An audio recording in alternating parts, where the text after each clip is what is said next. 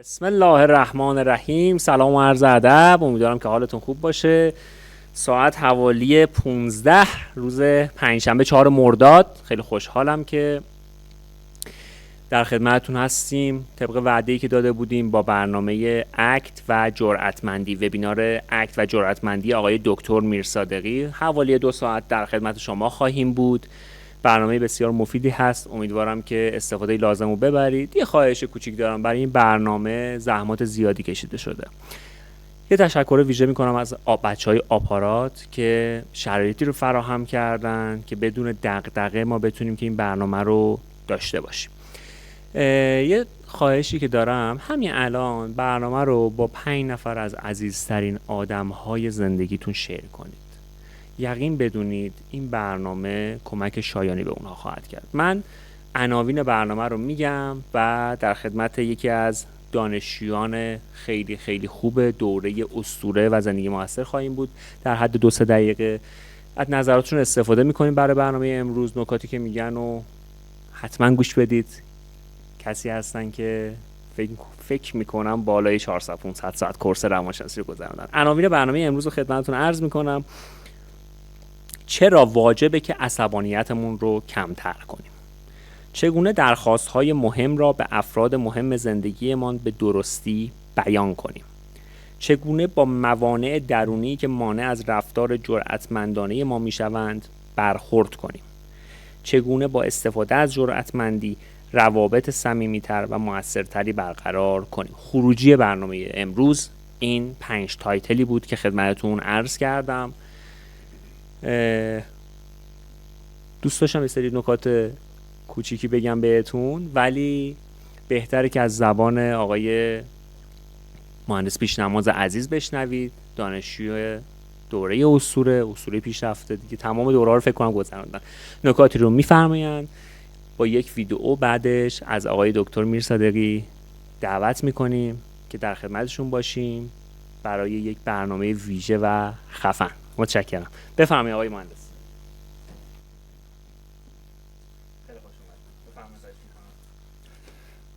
سلام عرض میکنم خدمت همه دوستان. خیلی خوشحالم که امروز در خدمتتون هستم و در این کارگاه و وبینار حضور دارم. من حمید پیشنواز هستم. حدود 4 سال هست که به صورت مستمر در این مجموعه در حال آموزش هستم. علاوه بر اون در کارگاه‌های تخصصی این مجموعه و آقای دکتر میرصادقی هم شرکت کردم. خب 2 دلیل داره حضور من تو این کارگاه به صورت مستمر. اولین دلیل یادگیری مهارت‌ها و دروس مختلفی هستش که تو این مجموعه آموزش داده میشه. دومین دلیل تکرار بعضی از موضوعات باعث تثبیت و عمیق‌سازی اون مطالب برای من میشه. به این دلیل هستش که ما به صورت مستمر انگیزه داریم که تو همه این کارگاه‌ها شرکت بکنیم. امروز هم مثل شما پای صحبت‌های آقای دکتر میرصادقی میشینم. چیزی که در مورد آقای دکتر میرصادقی من دیدم این هستش که اولا که کارگاه‌های رایگان و در واقع وبینارهای رایگانشون با کلاس‌های حضوری که باید ثبت نام بکنین هیچ تفاوتی نداره از لحاظ مطالب آموزشیشون. کیفیت تدریسشون، چه هزینه دریافت بکنن چه به صورت رایگان در واقع اینها رو آموزش بدن، هیچ توفیقی با هم نداره. من به عینه شاهد این موضوع بودم. به علاوه اینکه ویژگی مهمی که ایشون دارن باعث شده که آدم‌هایی مثل من جذب ایشون بشیم این هستش که کارگاه تکراری ایشون هم برای ما پر از درس و مطلب جدید هستش. بنابراین من خواهش می‌کنم از دوستانی که با اکت آشنا هستن، دوستانی که اسطوره‌های قدیم هستن یا کسانی که برای اولین بار با این موضوع و روانشناسی اکت و دکتر علی میرصادقی آشنا میشن، اینو به عنوان یه کارگاه درسی که براش هزینه پرداخت کردن، در واقع هزینه فرصت و زمانشون رو پرداخت کردن، به این صورت در نظر بگیرین. لطفاً اگر میتونین تو پوزیشن، تو موقعیت آموزشی و یادگیری قرار بگیرین، چون بعد از نهار هست و فضای استراحت هستش، خودتون رو تو موقعیت یادگیری قرار بدین و کاغذ قلم داشته باشین. تک تک موضوعاتی که دکتر میگن میتونه باعث بشه که بعد از این وبینار شما زندگیتون تغییر بکنه. خب خیلی ممنون از آقای مهندس پیشنواز نازنین. متشکرم ازتون. 1-2 نکته رو عرض میکنم و یک ویدئو میبینیم و کم کم آماده شروع وبینار خواهیم شد. همونطور که آقای مهندس پیشنوازم فرمودند، کارگاه زندگی موثر آقای دکتر میرصادقی تقریبا احتمالا آخرین کارگاه حضوری ایشون تا طی ماه‌های آتی خواهد بود برای 25 و 26 مرداد ماه برگزار خواهد شد. این نکته بخوام بهتون بگم در حد یه جمله، اکیداً و برادرانه توصیه میکنم این کارگاه رو اصلاً از دست ندید. این کارگاه 2 روزه، ولی یقین بدونید تأثیر اون سالها با شما خواهد بود. من خودم شخصاً کسی هستم که از این کارگاه تونستم تغییرات خودم رو آغاز کنم. اگر چیزی رو توصیه میکنم یقین بدونید که خودم هم استفاده کردم. آماده حضور آقای دکتر خواهیم شد. خیلی متشکرم که با ما هستید. خیلی خوش اومدین به این وبینار ما که در واقع مؤسسه آموزش انتشاراتی بارسا میزبان شما هستش. خیلی خوشحالم که قراره راجع به یکی از مهمترین موضوعاتی که در زمینه شکوفایی، رشد و توسعه فردی واقعا میشه حرف زد، امروز کنار شما هستم. خب این دوره انقدر اهمیت داره که من دیدم خیلی از همکاران ما اون رو در واقع میفروشن و واقعا هم ارزشمنده کاری که انجام میدن، ولی در واقع میخوام بهتون بگم که موضوع جرأتمندی از اون دسته موضوعات بسیار پر اهمیت هستش که ما امروز شما رو مهمان کردیم. در واقع یه موقعی آدم ذهن آدمو فریب میده، فکر میکنه حالا چیزی که چون مهمانه در واقع شاید از اهمیت کمتری برخورداره. خواهشم اینه که حالا که در بستر آپارات هم هستیم، احتمالاً دریافت شما دریافت خوبی هستش برای اینترنت و این مسائل. فکر میکنم که خیلی فضای مناسبی خواهد بود برای اینکه شما بتونید امروز با خیال راحت مثل کلاس درس بنویسین، یاد بگیرین تا بتونیم یه خورده حرفه‌ای‌تر از اینستاگرام در خدمت شما عزیزان باشیم. برای که یه خورده وارم آپ کنیم، گرم شیم، من پیش بینی اینه که تقریبا ما این چیز نزدیک 2 ساعت درس بدیم. من 1 ساعت درس میدم، یه 5-6 دقیقه 6-7 دقیقه استراحت میکنیم، بعدش دوباره میام 1 ساعت دیگه درس میدم. ولی برای اینکه یه خورده گرم بکنیم اینه که یادتون بیاد که چند جا شما تو زندگیتون به چیزهایی که میخواستین دست پیدا نکردین به خاطر رو دربایسی و خجالت‌هایی که داشتی. چند بار مطالب خیلی مهم و نیازهای مهم شخصیتون رو فدا کردین برای اینکه کسی از دستتون ناراحت نشه. چند بار پیش اومد که با عصبانیت‌های بی موردتون باعث شدین که موقعیت‌های خیلی خوبی رو تو زندگی از دست بدین. چند بار باعث شدش که این عصبانیت و آدم‌های عزیز زندگیتون دچار رنجش بشن. جرأتمندی یک مهارت آگاهانه است که خیلی وقتا تو زندگی ما در واقع به همون کمک میکنه. بنابراین ما جرأتمندی رو خوب درک بکنیم، خیلی از موقعیت‌ها و مشکلات زندگیمون رو میتونیم باش حل بکنیم. جاهایی که خیلی پافشاری‌های عجیب و بی‌مورد کردیم رو چیزهایی که شاید اساساً اهمیتی نداشت، شاید بیشتر به ما ضربه زد، و جاهایی هم که واقعا ارزشش رو داشت نگفتیم به خاطر اینکه ترسیدیم. جرأتمندی اون وسطه، یعنی نه عصبانیته، نه پرخاشگریه که سمت راسته، و نه سمت چپ انفعال و یه حالت ول کردن و رها کردن. بریم پاورپوینت ها رو با هم دیگه ببینیم. من اول با این پاورپوینت شروع میکنم. میگه که جرأتمندی به غیر از این که باعث تنظیم بهتر هیجاناتی مثل خشم و اضطراب و ترس میشود، قدرت تسلط بر شرایط و احساس کنترل لازم بر روی شرایط رو به ما میده. جرأتمندی رابطه معکوس با افسردگی و احتمال اعتیاد داره. چرا؟ چون شما وقتی که جرأتمندی نداشته باشین، احتمالاً نیازهاتون یا به خاطر عصبانیت یا به خاطر اینکه نمیگینشون از بین میرن و یک روزی با نیازهای سرکوب شده روبرو خواهید شد و احساس میکنید هیچ کنترلی رو زندگی ندارین، پس افسرده میشین. چرا احتمال اعتیاد؟ به خاطر اینکه فردی که جرأتمندی نداره یه جای حرفشو نمیزنه، مجبور میشه تو خودش بریزه و این در خود ریختن میتونه اعتیاد به غذا، مواد، الکل و خیلی چیزهای دیگر رو شامل بشه. جرأتمندی شرایط شکوفایی شغلی و ارتباطی ما رو فراهم میکنه. شما تو شغلت چطور میتونی جرأتمند نباشی و موفقیت‌های بزرگی رو به دست بیاری؟ در جایی که دارن ازت بیگاری میکشن متوجه نشی و به آدم‌ها اطلاع ندی. ما قرار نیستش که در روانشناسی آدم‌ها رو به سمت بدبختی، به سمت بیگاری کشیده شدن هدایت بکنیم، بعدم بگیم تو خیلی پسر خوبی شدی، دختر خانومی شدی. نه، انسان آگاه کسیه که به موقع ابراز میکنه، به موقع درخواست میکنه، به موقع حرفشو میزنه. و ارتباطات، چقدر در ارتباطات ما فرصت‌های خوب رو از دست دادیم. در جایی که باید یک رابطه رو شروع می‌کردیم، همون جرأتمندیمون کم بود و نتونستیم رابطه رو شروع بکنیم. در جایی که باید تمومش می‌کردیم، بازم نتونستیم. سالها، ماها یک مسئله رو ادامه دادیم که یک رابطه رو ادامه دادیم که اصلا هیچ کمکی به ما نتونست بکنه. چرا؟ چون ترسیدیم که ناراحت شه، نگران بودیم که نکنه به هم بریزن، می‌ترسیدیم که نکنه بدون حضور او بدبخت‌تر بشیم. و وقتی به اندازه کافی آن را نداشته باشیم، معمولاً بیشتر از 20% راه شکوفایی رو نمیتونیم بریم و به حقمون نمیرسیم. ما اینجا یک جمله بسیار زیبا از پروفسور آرون بک داریم که میگن ابراز وجود پادزهر افسردگی است. یعنی شما ببینید چقدر ما تو چه وبینار مهمی قرار داریم. میگه ابراز وجود پادزهر افسردگی است. اگر که شما این جمله رو برعکس بکنید، این است که یعنی جابجاش بکنید، این است که دلیل اصلی افسردگی ابراز وجود نکردن است. جرأتمندی فقط اعلام درخواست و شکایت نیست.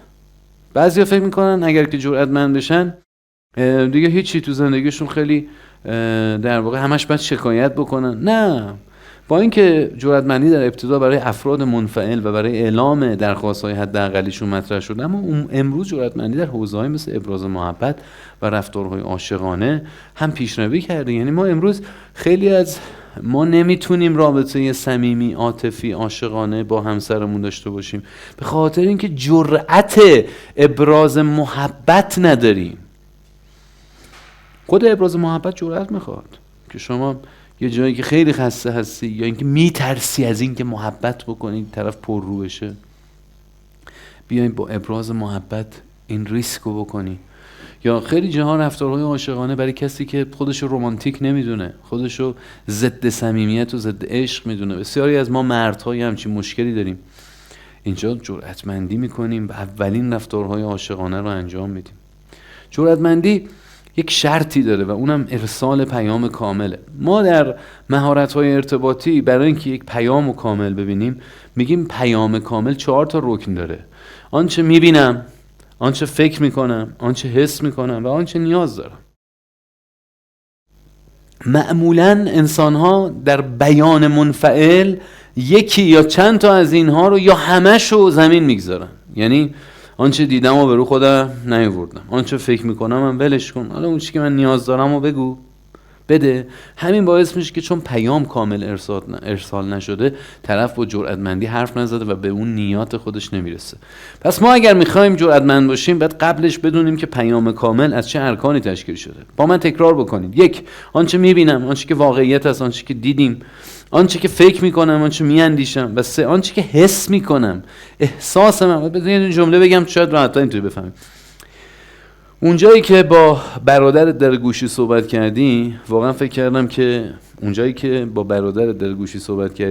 کردم که من رو صمیمی نمیدونی و بسیار غمگین شدم به خاطر اینکه 10 سال زندگی زناشویی ما باعث نشده که من نزدیکترین آدم تو باشم. من واقعا احتیاج دارم که بیشتر از اینها به تو نزدیک باشم. این یک پیام کامله. آقای رئیس، امروز وقتی که تو جلسه راجع به اون همکار صحبت کردین و همه حضار متوجه شدن که ایشون چقدر زحمات زیادی رو برای سازمان کشیده و هیچ اشاره‌ای به واحد ما، به من نکردین، واقعا با خودم فکر کردم که هیچ وقت زحمات من در این سازمان دیده نشده.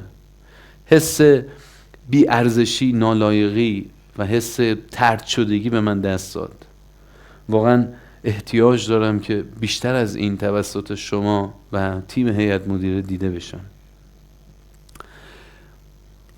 فرزند عزیزم، وقتی میبینم که از مدرسه که میای چند ساعت وقتت تلف میشه بازی میکنی، واقعا با خودم فکر میکنم که نکنه درس خوندن برای تو اهمیتی نداره. حس ترس، اضطراب و استرس سراغم میاد. نگران آینده میشم، اضطراب تمام وجودمو میگیره و واقعا احتیاج دارم که تو به من بگی که همینقدر درس خوندنت واقعا کافیه؟ آیا همینقدر درس خوندن تو رو به ورود به دانشگاه خوب هدایت میکنه؟ نیاز دارم که تو بیشتر از اینها زحمت بکشی و من بیشتر از اینها کنار تو باشم و من بیشتر از اینها بفهمم که تو روی درس خوندنت منسجم هستی و مطمئن هستی. طرحواره ها خیلی وقتا جلوی جرأتمندی ما رو میگیرن. طرحواره ها باعث میشن که ما در زندگیمون نتونیم جرأتمندانه رفتار بکنیم. هر کدوم ما یه طرحواره‌ای داریم و معمولا حداقل 2-3 تا طرحواره رو حداقل هممون داریم. طرحواره ها از دوران کودکی ما شکل میگیرن که حالا من نمیخوام الان بهش اشاره بکنم، ولی در واقع هر طرحواره با کمبود جرأتمندی در بخشی از زمینه‌های کاری ما روبروه. مثلا فردی که محرومیت هیجانی داره در ابراز پیام‌های صمیمی و با احساس مشکل داره. فردی که احساس وابستگی و بیکفایتی میکنه در ابراز پیام‌های جرأتمندانه نه گفتن مشکل داره. کسی که طرحواره نقص و شرم داره در درخواست درست و حساب شده و مهم خودش احتیاج داره که این رو داشته باشه که شما او در زندگیش این احساس لیاقت و ارزشمندی رو داشته باشه. هر کدوم از طرحواره ها یک جور جرأتمندی ما رو به مشکل میندازن. میگه در واقع هر طرحواره با کمبود جرأتمندی در زمینه خاص همراه است. تشخیص زمینه لازم و جرأتمندی در آن بخشی از درمان است. زمینه‌هایی مثل اعتراض بدون خشونت در طرحواره بی‌اعتمادی بدرفتاری، بیان صمیمیت و عشق ورزیدن به صورت مستمر در طرحواره محرومیت هیجانی. ما چه طرحواره‌ای داریم؟ تو چه طرحواره‌ای داری که امروز جلوی جرأتمندی تو رو گرفته؟ ما باید بدونیم که چگونه بزرگ شدیم، چگونه رشد کردیم. بعد از این وبینار قرار نیستش که شما تمام جرأتمندی لازم رو به دست بیاری. شاید با این وبینار متوجه بشی که کجا مشکله و از این به بعد بتونی روش کار بکنی. ولی یه بخش از مشکلات ما به دوران کودکی ما ربط داره که بسیار جرأتمند بودن در اون زمینه‌ها کار دشواری هستش. خب ما 3 تا ابراز داریم و این ابرازهایی که رفتار پرخاشگرانه است، یکی رفتار جرأتمندانه است، یکی رفتار منفعلانه است. اینو یه خورده اون اولش توضیح دادم، یه بار دیگه هم بگم برای دوستانی که جدید به جمع ما پیوستن. ما این وسط اون حد تعادل رو رفتار جرأتمندانه میدونیم. اینجا رفتارهای عصبانی و پرخاشگرانه رو به جلوی بی‌ادبانه گاهن رو اینور میدونیم و این طرف هم که رفتار منفعلانه هستش که متاسفانه همراه با غر زدن، گریه کردن. مثلا دیدیم بعضی از افراد همش فقط غر میزنن، گریه میکنن، ناله میکنن، هر چیز نه، کم شمردن نیازهای خود، بی ارزش شمردن نیازهای خود، شهامت نگفتن ندارن، لبخند زیاد، نمیتونه همیشه لبخند ملیح ژکون رو به روی لب دارن، صدای نرم و لرزان دارن، اعتماد به نفس لازم رو برای ابراز نیازهای خودشون ندارن. اون طرف رفتار پرخاشگرانه، قضاوت کردن‌های زیاد، اتهام زدن، توهین کردن، بی احترامی، شوخی کردن‌های بی مورد، عصبانیت‌ها، انتقادگر بودن، لحن پررو و گستاخ. اینها اون دسته از چیزهایی است که هر کدوم ما میتونیم در زندگیمون تجربه کرده باشیم. و اما رفتار جرأتمندانه همراه با همدلی و شجاعت. ما در کارگاه زندگی موثر یه درسی داریم خیلی زیباست راجع به تعادل بین خضوع و شجاعت، بین احترام و جسارت. انسانی که فقط محترمه دوستان من، انسان محترمی معمولا نیست و انسانی که فقط دنبال احترام خودش هستش و فقط میخواد کسی خار و خفیف نشمارتش، اون وقت متاسفانه در دراز مدت هیچ کس اون رو محترم نمیشماره، همه روش رد میشن. گاهن ما میبینیم که در یک خانواده یکی از برادرها این شکلی شمرده میشه که مثلا بهش میگن سعید بیا اینجا، به اون یکی برادر میگن آقا مجید تشریف بیارین. خب چی شد در این خانواده؟ چرا سعید اینقدر خار و خفیف شمرده میشه؟ مجید، آقا مجید. وایسیم تا آقا مجید بیاد، سعید نیومده نداره، حالا تو راه دیگه ما غذا رو شروع بکنیم. خیلی وقتا ما میبینیم که در یک خانواده یک انسان، دقیقاً تو همون خانواده واحد، یک انسان بسیار پر قدرته و در همون خانواده یک فرد دیگه بدون قدرته. این از کجا آمده؟ این یه بخشش خب بالاخره اون تربیت خانوادگی، اون اتفاقاتیه که در دوران زندگی ما افتاده. یه بخشش هم اینه که من چگونه با دیگران رفتار کردم. من به واسطه کارم یه وقتایی دوستان عزیزم منتظر نگه می‌دارم، مثلا تا یه وبیناری تموم میشه، تا یه سمیناری تموم میشه، ممکنه یه خورده کار همش دست من نیست، گاهن شده دوستان خیلی عزیزم و یه چند دقیقه‌ای معطل نگه داشتم. واقعا با تلاشم اینه که اون لحظه با خضوع و فروتنی ازشون معذرت خواهی بکنم. خیلی کار بعدی اتفاق افتاده، یه نفری وقتش با ارزشه. اینکه تو وبینار داشتی، سمینار داشتی، تو اصلا هر چی داشتی، این معنیش این نیستش که تو میتونی رو با زندگی هر کسی هر جوری خواستی رفتار بکنی. ما باید مسئولیت رفتارهامون و مسئولیت سبک زندگیمون رو در قبال عزیزانمون بپذیریم. بسیاری از آدم‌ها به واسطه مقامشون، به واسطه شغلشون خیلی راحت پا میذارن روی مرزهای ما.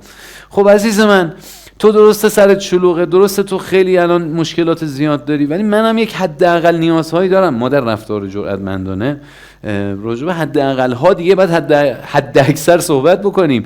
ما نمیتونیم که حداقل های نیازهای زندگی خودمون رو زیر پا بگذاریم. ولی نیازی نیستش که ما همیشه جرأتمند رفتار بکنیم. گاهی اوقات ما فقط باید منفعلانه رفتار بکنیم. گاهی اوقات همین که یه موضوعی هست بزرگتری داره یه حرفی میزنه، خیلی هم الان مسئله مهمی نیست، مثلا توی جمعی هست، حالا من بخوام جرأتمندانه بگم نه خیر، این آماری که شما دادین مرتبط است با سال 1397، بدونه که من اونجا انفعال رو انتخاب میکنم، همه لبخند میزنم. بله بارها شده مثلا طرف نمیدونسته من روانشناسم، یا اینکه حالا دوست داشته چون اتفاقا من روانشناسم جلوی من اظهار فضل بکنه، یه اطلاعات غلطی رو داشته میداده. اونجا کلاس درس من نیست، اونجا دانشگاه من نیست که من بخوام راجع بهش صحبت بکنم. ولی در واقع خب اگر که من سبک رفتاریم انفعال بشه خیلی بده. حتما همه آدم ها از جمله ما باید یک جایی پرخاش بکنیم. در جایی که حق منو دارن میخورن، زمانی که من بچه‌مو میخوام تو بیمارستان بخوابونم، به من میگن نه ما اصلا اینو نمیتونیم بخوابون، بچه من داره تلف میشه، داره اذیت میشه، مادرم پدرم، من اونجا با هیچ کس شوخی ندارم، جان بچه من، جان عزیز من در خطره. من اونجا شده یکم هم صدامو شاید ببرم بالا، آقای دکتر این چه وضعیتیه، این بچه من 2 ساعته اینجا هیچ کس نمیاد معاینش بکنه، ویزیتش بکنه. آقا جان بچه من در خطره، این یک اتفاق معمول نیست. پس بنابراین حتی رفتارهای عصبانی هم گاهی اوقات میتونه یک بخشای کوچیکی از زندگی ما رو شامل بشه. اما اگر سبک رفتاری من رفتار عصبانی و پرخاشگرایانه باشه، اون وقت همه چیز خیلی خراب میشه، همه از من میترسن. ما اگر رفتار پرخاشگرانه بعضی وقتا داشته باشیم یا رفتار منفعلانه بعضی وقتا داشته باشیم، اتفاق عجیبی نمیفته. ببینید بچه‌ها، پرخاش با خشم متفاوته. شما یه وقتایی خب ناخودآگاه خشم یک هیجان سالم، خیلی وقتا ما میتونیم به خاطر اینکه به اهدافمون دست پیدا نکردیم، به اون چیزهایی که دوست داشتیم دست پیدا نکردیم، خب خشمگین شیم. شما انتظاری داشتی که ساعت 4 بعد از ظهر پیک یک چیزی رو بیاره برای شما و الان زنگ زدی بهش میگه آره تازه راه افتادم. خب ساعت 4 تو چرا الان اومد راه افتاده باشی؟ من ساعت 4 با شما قرار داشتم. سرم شلوغ بوده دیگه. خب یه احساس خیلی خشم عجیبی میکنی، چون که تو اون جنس رو یا اون کالا رو ساعت 4 میخواستی، وگرنه خب دیرتر سفارش میدادی و طرف هم اصلا به رو خودش نمیاره. خب من الان در مقابل موفقیتم، در مقابل هدفم یک مانع ایجاد شده، من احساس خشم میکنم. این احساس خشم معمولا یک تمایلی به سمت بیرونه، یعنی من دلم میخواد که به سمت بیرون حرکت بکنم، دلم میخواد که یک رفتاری با اون فرد انجام بدم. اینجا معمولا سیستم اتوپایلوت عصبی ما رو دعوت به یک رفتار یه خورده فرز و تند و سریع میکنه.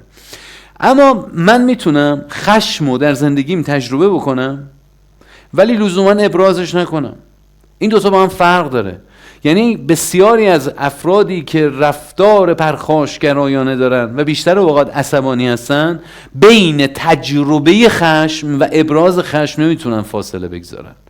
عزیز من الان خشمگینم یه حالت خیلی بدی هم دارم تو وجودم، آتیش داره میگیره، دوستم دارم که یه چیزی حتما بهت بگم و قشنگ این میفهمم که چه فکرهایی میاد سراغم و میفهمم که چقدر الان از رفتار تو دلخور هستم و اینکه احساس میکنم تو من رو خار و خفیف شمردی، تو اصلا به نیازهای من توجه نکردی. همه اینا رو درک میکنم. یه حس خیلی بدی تو بدنم هستش و اون رو دارم تجربهش میکنم، اجازه میدم حضور داشته باشه، ولی اون تمایلی که در من هست و به من میگه که بزن بترکونش هم بخشی از این درون منه و من شاید نخوام بترکونمت، شاید صلاح ندونم بترکونمت. انسان آگاه در رابطه با این که چه ابرازی انجام بده قابلیت انتخاب داره. هر زمانی که انسان قابلیت انتخابش رو از دست بده، از یک انسان خودآگاه با سلف اورنس بالا تبدیل میشه به یک زندگی ناآگاهانه که میره سیستم عصبیش روی حالت آنکانشس، به حالت ناخودآگاهی که خیلی هم نمیتونه بهش کمک بکنه. بنابراین ما یکی از کارهایی که برای تقویت رفتار جرأتمندانه تو زندگی خودمون میتونیم انجام بدیم اینه که بدونیم بین انگر یعنی خشم و بین اگریسیو یعنی عصبانیت اینها تفاوت‌های جدی وجود دارد. من میتوانم خشم داشته باشم ولی عصبانی نباشم. من میتونم مثل تو که الان یک مانعی در زندگیش و برنامهش ایجاد شده خشمگین بشم ولی صلاح ندونم که با پدرم، با مادرم، با همسرم، با رئیسم این موضوع رو مطرح بکنم چون الان شرایط درستی نیست. ببینید فرق ما با حیوانات اینه که اونها هر هیجانی که داشته باشن رو زندگی میکنن. اگر بترسه میدوه میره. خیلی وقتا ما رفتار حیوانات رو نمیفهمیم. من اومدم بهش غذا بدم، برای کفتره میخوام دون بریزم میدوه میره. خب اسکل جان من اومدم برای تو اصلا به اهداف من دچار مشکل میشه، من از دستش عصبانی میشم، اون چرا با من داره این شکلی رفتار میکنه؟ حیوانات وقتی میترسن نمیتونن بگن که چرا من ترسیدم. مثلا کفتره با خودش نشسته گوشه‌ای داره حساب کتاب میکنه ببینه که چرا ترسید. این که بنده خدا دانه دستش، شاید من طرحواره بی‌اعتمادی بدرفتاری دارم، فکر کنم اون دانه ها رو آورده بود که منو اسیر بکنه. نه، این ارزیابی رو نداره. انسان تنها موجودی در کره زمینه که میتونه هیجانش رو مورد ارزیابی قرار بده. یعنی بگه که خب اصلا من چرا عصبانی شدم؟ اصلا چی شد؟ اصلا چه اتفاقی افتاد؟ اون که دونه آورده بود. ما بارها در خانواده ها اینو میبینیم. مثلا میبینیم که یه فردی یا داداشش تو جمع برمیگرده میگه که من واقعا به تو افتخار میکنم که تو تونستی از این مانع پیشروی بکنی و تونستی این کنکور خیلی سخت و پشت سر بگذاری. یک تعریف، یک تمجید چیز بدیه؟ نه. ولی یوهی دیدیم داداشش برگشته بهش گفته که نه تو خوبی که مثلا حالا کارشناسی ارشد داری. بعد اون داداش اولیه میگه که چی شد؟ من دارم از تو تعریف میکنم، دارم میگم تو چقدر خوب، من نمیخوام تو از من تعریف بکنی. میبینی چه خشم دیرینه و کهنه عجیب و قدیمی وجود داره. یک تعریف در ذهنیت من باعث شده است که احساس بد به من دست بده. حالا اگر من ناآگاه باشم همینقدر داد میزنم سر برادرم، میگم تو بی خود میکنی، اصلا نمیخوام من تعریف بکنی. آقا ما نخواهیم تو از ما تعریف بکنی کی رو باید ببینیم؟ یه همچین رفتارهایی شاید شما هم دیده باشین. اپیکتتوس یکی از فیلسوفان بزرگ میگفتش که آشفتگی های درونت بیشتر از این که به واقعیت های بیرون ربط داشته باشد احتمالاً به باورها و کلافهای پیچیده درونت ارتباط دارد. البته من مضمونشو گفتم، خدا رحمتش کنه.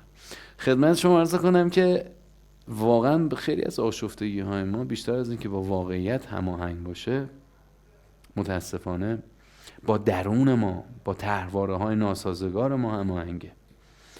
بسیاری از هیجاناتی که ما تجربه میکنیم مثل خشم در واقع بیشتر از این که ارتباط داشته باشه با دنیای بیرون ارتباط داره با دنیای درون.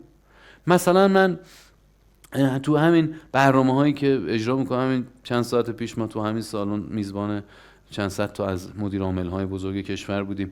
و اونجا من مثلا حالا البته این الان تو این سمینار مسئله پیش نیامد ولی شده این اتفاق افتاده. طرف مثلا آخر همایش من 1 ساعت هم بیشتر درس دادم، طرف اومد گفت من این سوال دارم، گفتم من الان امکانشو ندارم به شما جواب بدم، دیرم شده دارم میرم.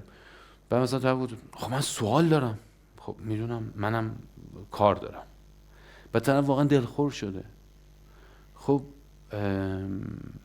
چرا باید من که برای تو 12 ساعت زحمت کشیدم، تو چرا دست من اینقدر دلخور میشی؟ که حتی مثلا بعدن شنیدم مثلا به یکی هم گفته که آره بابا اصلا آدم درستی نیستش، به من اهمیت نداد. خب بابا چه ربطی داره؟ من اتفاقا این رفتار هم درست بود اگه آدم درستی هم نیستم، به خاطر اینکه دیگه ساعت 9 شب برای خانواده‌ام بعد وقت بذارم.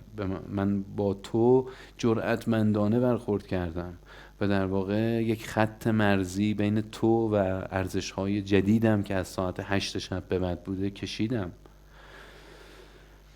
آدم‌ها بعضی وقتا دست ما خشمگین میشن، نه به خاطر اینکه ما کار بدی کردیم، به خاطر اینکه اونها کار ما رو بد میدونن.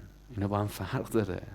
خیلی وقتا آدم‌ها دست ما عصبانی میشن چون فکر میکنن ما یک وظیفه‌ای داشتیم که ما اون وظیفه رو برای خودمون قائل نیستیم به درستی.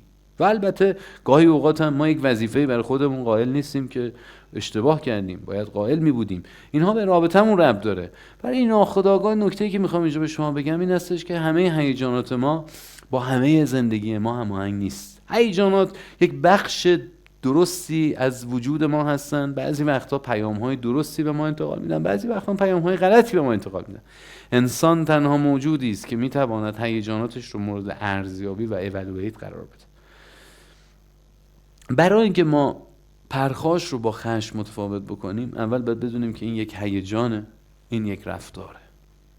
پرخاش توهین کردنه، بی احترامی کردنه، عصبانی شدنه، حرفای بد زدنه، انتقام گرفتنه، قضاوت کردنه، مسخره کردنه، طعنه زدنه. خشم یک احساس درونیه، لزوماً نماد و چیزی نداره که شبیه یک رفتار بوده باشه. بنابراین من اگر بخوام پرخاشگر نباشم، اتفاقا باید یه وقتای خشمگین باشم. خیلی نکته مهمی ها. یعنی شما اگر بخوای دست از عصبانیت های پیاپی خودت برداری، باید دست بزنی به خشمت و گاهی اوقات خشم رو در وجودت تجربه بکنی، چون سرکوب خشم باعث تقویت خشم و ازدیادش میشه و ازدیاد خشم معمولاً باعث میشه که کنترل دست ما در بره و ما یک رفتار پرخاشگرایانه انجام بدیم. پس ما بدونیم که این دوتا با هم فرق دارن و بدونیم که اتفاقاً گاهی اوقات نخواستن این باعث تجربه کردن این میشه و اگر ما بتونیم اینو تجربه بکنیم میتونیم خیلی وقتا از تجربه بی مورد این دوری بکنیم. یکی از راهنمایی هایی که میتونم به شما بکنم این هستش که شما در موقعیتی که دارین یا میخواین عصبانی بشین اصلا ببینید که میتونین عصبانی نشین. یک نکته کنکوریه، آیا این پرخاش یا خشم من میتونم پرخاش نکنم؟ اگر انسانی دست خودش نباشه یا وقت این محاسبه رو نداشته باشه، احتمالاً بخش ناخودآگاه داره اونو هدایت میکنه. به قول متیو مکی میگه شما با یک لحظه مقدس پاوز، اون پازی هستش که ما تو ویدیو میذاریم، حالا انگلیسی زبانان بهش میگن پوز در واقع اون لحظه توقف و انتخابه. آیا شما اون لحظه رو داری؟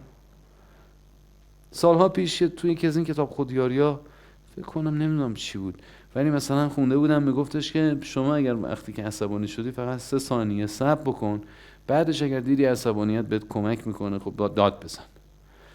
خب اینم به نظر میخوره شبیه اینه. یعنی داره میگه که تو ببین انتخابی در عصبانیت خودت داری، اگر که نداری انتخابی، خب پس این دیگه یک رفتار برنامه ریزی شده و آگاهانه نیست و تو رو داره به سمت ناخودآگاهت حرکت میده. خب علل شکل‌گیری الگوی پرخاش دائم چی هستش؟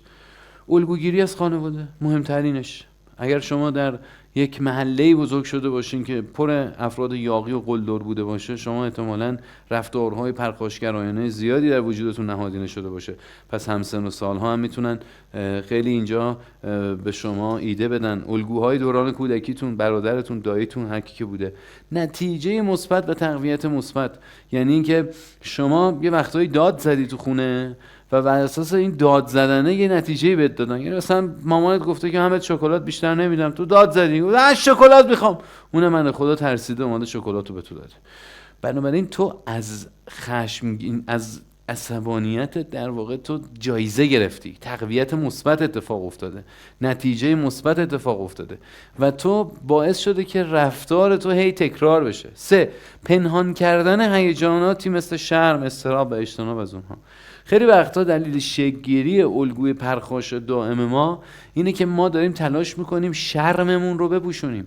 بسیاری از افرادی که عصبانی هستن بیشتر از اینکه خشمگین باشن شرمگینن.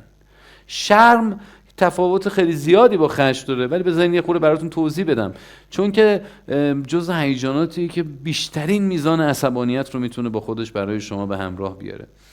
شما وقتی که نقص براتون یک نقصی رو در وجود خودتون تجربه بکنید، احتمالاً شرمی هم تجربه میکنید و این شرم قدیمی کهنه معمولاً ناسازگار هستش، به خاطر اینکه مثلا منم الان تو همین صحبتایی که برای شما داشتم تا حالا 2-3 دفعه ریت زدم، یعنی در واقع چیزی که کلمه‌ای رو نتونستم درست بگم. 25 سالم هست دارم تدریس میکنم، سخنرانی میکنم، بیشترین تعداد همایش رو در ایران برگزار کردم و خیلی چیزهای دیگه، ولی این سوتی دادن و اشتباه کردن چیز نیستش که با 1000 سال تدریس هم بخواد حتی یه دونش هم پیش نیاد. من بنابراین خیلی راحت بعدش درسامو میتونم ادامه بدم، ولی شاید در یک زمینه دیگه از زندگیم که در واقع نقص رو خیلی شرمنده کننده میدونم، ممکنه اون لحظه به خاطر اینکه اون نقص رو نمیخوام تجربهش بکنم شروع میکنم با خشم اون شرم رو میپوشونم. یعنی چون من نمیخوام نقص رو در زندگیم به شرم ربط بدم، با عصبانیت به سمت تو حمله میکنم که در واقع بیشتر بتونم نقص رو به سمت تو هدایت بکنم. تو اومدی با من راجع به یک نقدی صحبت کردی، گفتی که بله این رفتارت خوب نبود و فلان، من میگم تو بیخود میکنی راجع به این مسئله با من صحبت میکنی. یعنی در واقع یک اتفاقی افتاد، تو اومدی با من یه نقدی رو مطرح کردی، من به جای اینکه به اون نقدت رو گوش بکنم و در واقع بخوام حرف تو رو بفهمم، من عصبانی شدم. چی شد اصلا چه اتفاقی افتاد؟ تو مانع من نشدی برای اینکه من به اهدافم نرسم. ما گفتیم که خشم کجا متولد میشه؟ در زمانی که در مقابل هدف ما مانعی وجود دارد. خب تو که اصلا مانعی نیستی، تو داری یه کاری میکنی موانع من از جلو چشمم برداشته بشن. تو داری به من نقد میکنی، میگی که آقای فلانی، خانم فلانی، تو بهتر بود این کار رو انجام بدی. من احساس میکنم حرفای تو، اینا رو خودم نمیفهمم و من احساس میکنم در درونم تو یک نقطه ناقص رو پیدا کردی و به خاطر اینکه من از شرم خیلی بدم میاد و دوست ندارم شرم رو تجربه بکنم، من با عصبانیت به سمت تو برمیگردم که تو در واقع شرمنده بشی. خیلی وقتا موفق میشیم. چه اتفاقی میفته؟ من برمیگردم میگم که تو بیخود میکنی، اصلا راجع به این قضیه اظهار نظر میکنی. بعد میگم ببخشید من اصلا واقعا قصدم این نبودش که بخوام تو رو عصبانی بکنم. در واقع تو قصدت این نبود که منو عصبانی بکنی. منم الان خشمگین نیستم، من الان شرمنده‌ام به خاطر اینکه تو چیزی که میگی درسته، ولی من تلاش کردم با یک عصبانیت به سمت خودت برش گردونم تا یه موقع اون احساس شرم و ناتوانی در وجود من رخنه نکنه، منو آتش نزنه. بسیاری از زمانهایی که ما عصبانی میشیم به خاطر اضطرابه. یعنی شما اگر در زندگیت مثلا شما ببینید کیا دعواتون میشه؟ وقتی که عجله داری، وقتی که عجله دارین از خونه میان بیرون، خب خشمگین که نیستین، بیشتر مضطرب هستین، چون نمیدونید چه اتفاقی داره میفته تو زندگیتون، چون نمیدونید به این جلسه میرسین یا نمیرسین. اضطراب زیادی دارین. همسرتون یا بچه‌تون میاد همون لحظه درخواست میکنه، میگه که راستی یادت باشه موقع برگشتن اونم برای من بیا. حالا تو چه اتفاقی داره میفته؟ به خاطر اون اضطراب یک مانع کوچیک رو یک مانع بزرگ قلمداد میکنی و عصبانی میشی. یعنی من بیشتر از این که یک مانعی برای رفتن من به سمت محیط بیرون، یعنی به همون هدفم ایجاد شده باشه، بیشتر یک مانعی برای برگشتم الان ایجاد شد، چون همسر من یا بچه من یک چیزی برای 10 ساعت بعد خواست ولی من الان ریختم به هم. اینجا عصبانیت من بیشتر از این که حالت در واقع خشمگینانه داشته باشه، بیشتر حالت مضطربانه داره. یعنی من چون به هم ریختم احساس بدی در زندگیم دارم به خاطر اینکه تحت فشارم و نمیدونم به قرارم میرسم، هر گونه اضطراب جدید یک مانع محسوب میشه و من نسبت به اون مانع احساس خشم میکنم. بنابراین خیلی وقتا ما بیشتر از اینکه عصبانی باشیم شرمنده ایم، مضطربیم. پس دوری گزینی از هیجاناتی مثل شرم و اضطراب خیلی وقتا باعث میشه که ما عصبانی بشیم. بی‌حوصلگی برای گفتگو و گوش کردن، خیلی وقتا ما حوصله نداریم. وقتی که شما بی‌حوصله هستین میتونید در واقع در زندگیتون خیلی زود عصبانی بشین. بی‌حوصلگی برای گفتگو و گوش کردن، اینم باز دوباره میشه گفتش که شما در واقع وقتی بی‌حوصله این چه اتفاقی براتون میفته؟ بیشتر از همه به استراحت، به آرامش احتیاج دارین. حالا کسی که با شما صحبت میکنه وقتی بی‌حوصلگی شما رو درک نکنه چه اتفاقی میفته براش؟ مانع استراحت و آرامش شما میشه. بنابراین شما نسبت به اون عصبانی میشین بدون اینکه اون از هدف شما آگاه باشه.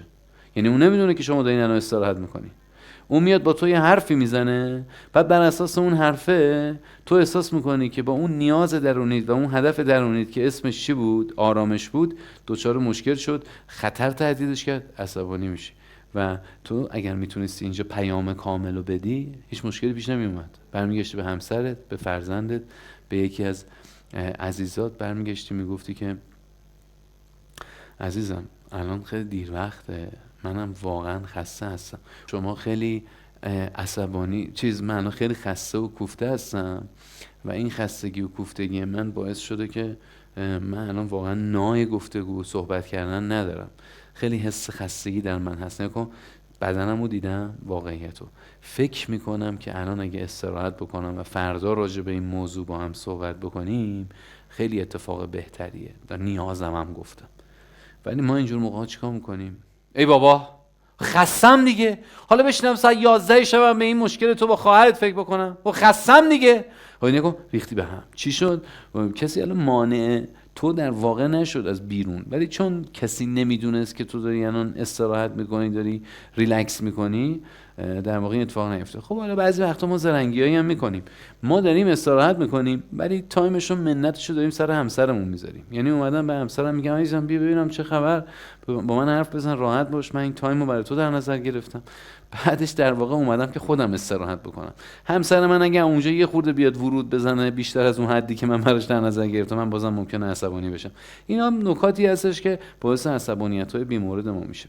خب هاگ میگه رفتار جرأتمندانه احقاق حق بدون عصبانیت است و رفتار پرخاشگرایانه احقاق حق با عصبانیت است.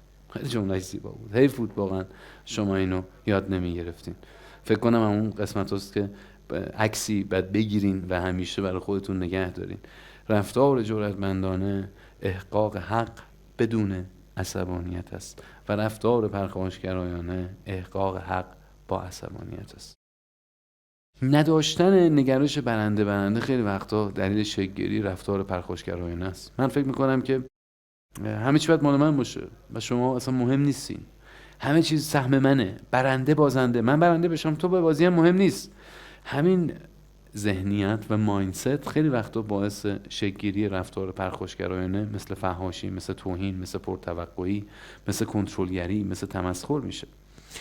ما بیایم از نگاه جاکوبوسکی بیایم 9 تا ریشه رفتار پرخاشگرایانه رو با هم بررسی بکنیم. ریشه اول، اگر ذهنیتی در وجود شما وجود داشته باشه به نام در هر کاری باید برنده شوم، شما خیلی عصبانی خواهی شد. وقتی که شما همش فکر کنی که در هر کار و مسابقه و در هر جلسه‌ای باید برنده بشی، احتمال عصبانیتت خیلی زیاده. اگر عصبانی نشوم هیچ کس به حرفم گوش نمیکنه. بسیاری از مدیران با این همچین ذهنیتی صبح میان سر کار. میگه اگه من جر ندم همه رو، در واقع بقیه منو جر میدن، پس بهتره که من بزنم بتره کنم بقیه رو، که در واقع 3 جامعه پر گرگه. اصلا تو این جامعه که پر گرگه مگه میشه عصبانی نشد؟ 4 افراد اهل سازش بازندن، باید مبارزه کرد، باید تلاش کرد. این سخنرانای انگیزشی هستن که هی بر خودشون از این سخنرانی ها میکنن که باید همه رو جر داد، باید همه رو فر داد. اینا هم در واقع اینه، افراد اهل سازش بازندن. ما سازشی نداریم، ما همه رو میزنیم میتره کنیم. 5 یک سری آدم ها فقط عصبانیت حالیشان میشود، فقط حرف زور میفهمن، باشون نباید آروم صحبت کرد. هیچ کس حق نداره مانع من بشه، هیچ احدی نمیتونه جلوی منو بگیره. باید روی دیگران تأثیر بگذارم، خیلی بدتر تأثیر بذارم. وقتی که تو نمیتونم تأثیر بذارم، آدمای احمقی ام، بعد حالیشون بکنم، باید ثابت بکنم حق با منه، بعد اگه دیگران اشتباه میکنن. یک سری نونشون تو اینه که شما اشتباه بکنید تو زندگیت و در واقع صبح که پا میشن اگر شما ثابت بکنن که شما اشتباه میکنید، در واقع میتونن پول در بیارن. و اگر که نتونن اینو ثابت بکنن، دیگه نمیتونن پول در بیارن. اگر بتونن ثابت بکنن که حق با اوناست، کنترل زندگی و خانه دست اوناست، ولی اگه نتونن ثابت بکنن که حق با اوناست، اتفاقی که میفته چیه؟ اینه که متاسفانه رئیس خونه عوض میشه از نگاه اونا. جهان همینطوری هم خیلی غیر منصفانه است. من دیگه حوصله ندارم کسی دیگه هم بخواد بیاد پدر ما رو در بیاره، من عصبانی میشم تا بتونم پدرشون در بیارم. آیا همه این جملات غلطه؟ نه خیر، بعضی وقتا درسته. ولی آیا اینکه تو با این ذهنیت زندگی بکنی درسته؟ نه خیر، غلطه. باورهای تخریب کننده جرأتمندی که خیلی وقتا میان جرأتمندی رو نابود میکنن و بیایم با هم بررسی بکنیم. باور رایج چیه؟ میگه این که نیازهای خودت رو بر دیگران ترجیح میدهی خودخواهی است. خیلی وقتا آدما به خاطر اینکه من و تو حقمون رو نتونیم بگیریم، خیلی زود پسفند پیشفند خودخواهی بهمون میزنن. نه، این خودخواهیه. خب حق شما چیه؟ بذاریم ببینیم که حق شما چیه. این حق هر انسانیه که بعضی وقتا حقوق خود را بر دیگران ترجیح دهد. 2 باید ثبات نظر و شخصیت داشته باشی. باید ثبات نظر و شخصیت داشته باشی. خب بله، خوبه که آدم مستدام باشه در یه سری رفتارها و کارهاش، اما انسان حق داره نظر و ذهنیتشو عوض بکنه. من خیلی وقتا بچه‌ها درسی دادم، بعدا مثلا چند سال بعد اومدم گفتم که من فکر میکنم این درس بهتر از اون درسه، فکر میکنم این شکلی درست‌تر پیش بریم. یعنی بعضی وقتا آدما میگن پس چرا اون موقع اونو گفتی؟ میگم خب اون موقع من با اون تئوری آشنا شده بودم، هنوز با این تئوری آشنا نشده بودم. الان که این تئوری رو خوندم احساس میکنم این تئوری کمک کننده تره. اتفاقا انسان باید از کسایی بترسه که نظر و شخصیتشون ثابته و هیچ وقت تغییر نمیکنه، وگرنه آدم‌هایی که با مطالعه عقایدشون عوض میشه خیلی هم انسان‌های شریفی هستن و احتمالاً اهل دانش و یادگیری هستن. وقتی ما میخوایم حق خودمون رو بگیریم، بلافاصله به ما تهمت میزنن، خود نمایی نکن، موفقیت را پنهان کن، ممکن است حسادت و تنفر دیگران را بر بیانگیزی. خب اوکی، بله اینم یه بخشیه، ولی وقتی کار خوبی انجام بدیم حق داریم که مورد توجه و تایید قرار بگیریم. ما باید تلاش بکنیم که تلاش هامون مورد توجه افراد صاحب نظر قرار بگیره. من سالها فکر میکردم که یه شعاری یکی از معلمان به من داده بود و به من میگفتش که خودتو خیلی اذیت نکن، انقدر قوی شو، رشد کن، یه روزی در خونه‌تو زنگ میزنن. ما هی صبر کردیم زنگ بزنن، زنگ نزدن. در واقع فهمیدم که نه، اینطوری نیست، بعد برم یارو رو بردارم بیارم. باید تلاش بکنم سوشال و رسانه هامو قوی تر بکنم. قرار نیست کسی بیاد زنگ خونه ما رو بزنه بفهمه که من تو این خونه هستم و خیلی آدم با استعدادیم. نه خیلی اینطوری نیست، معمولا اینطوری نیست، بر من که نبوده. وقتی کار خوبی انجام میدیم باید در اندازه خودش، در اندازه شایستش تو بوق و کرنا بکنیم. کی گفته که ما باید ساکت بنشینیم و زحمات خودمون رو بذاریم خودش جواب بده؟ یک دشمن زیاد است و 1000 دوست کم، همه را راضی نگه دار. چه باورهایی تو ذهن ما گذاشتن.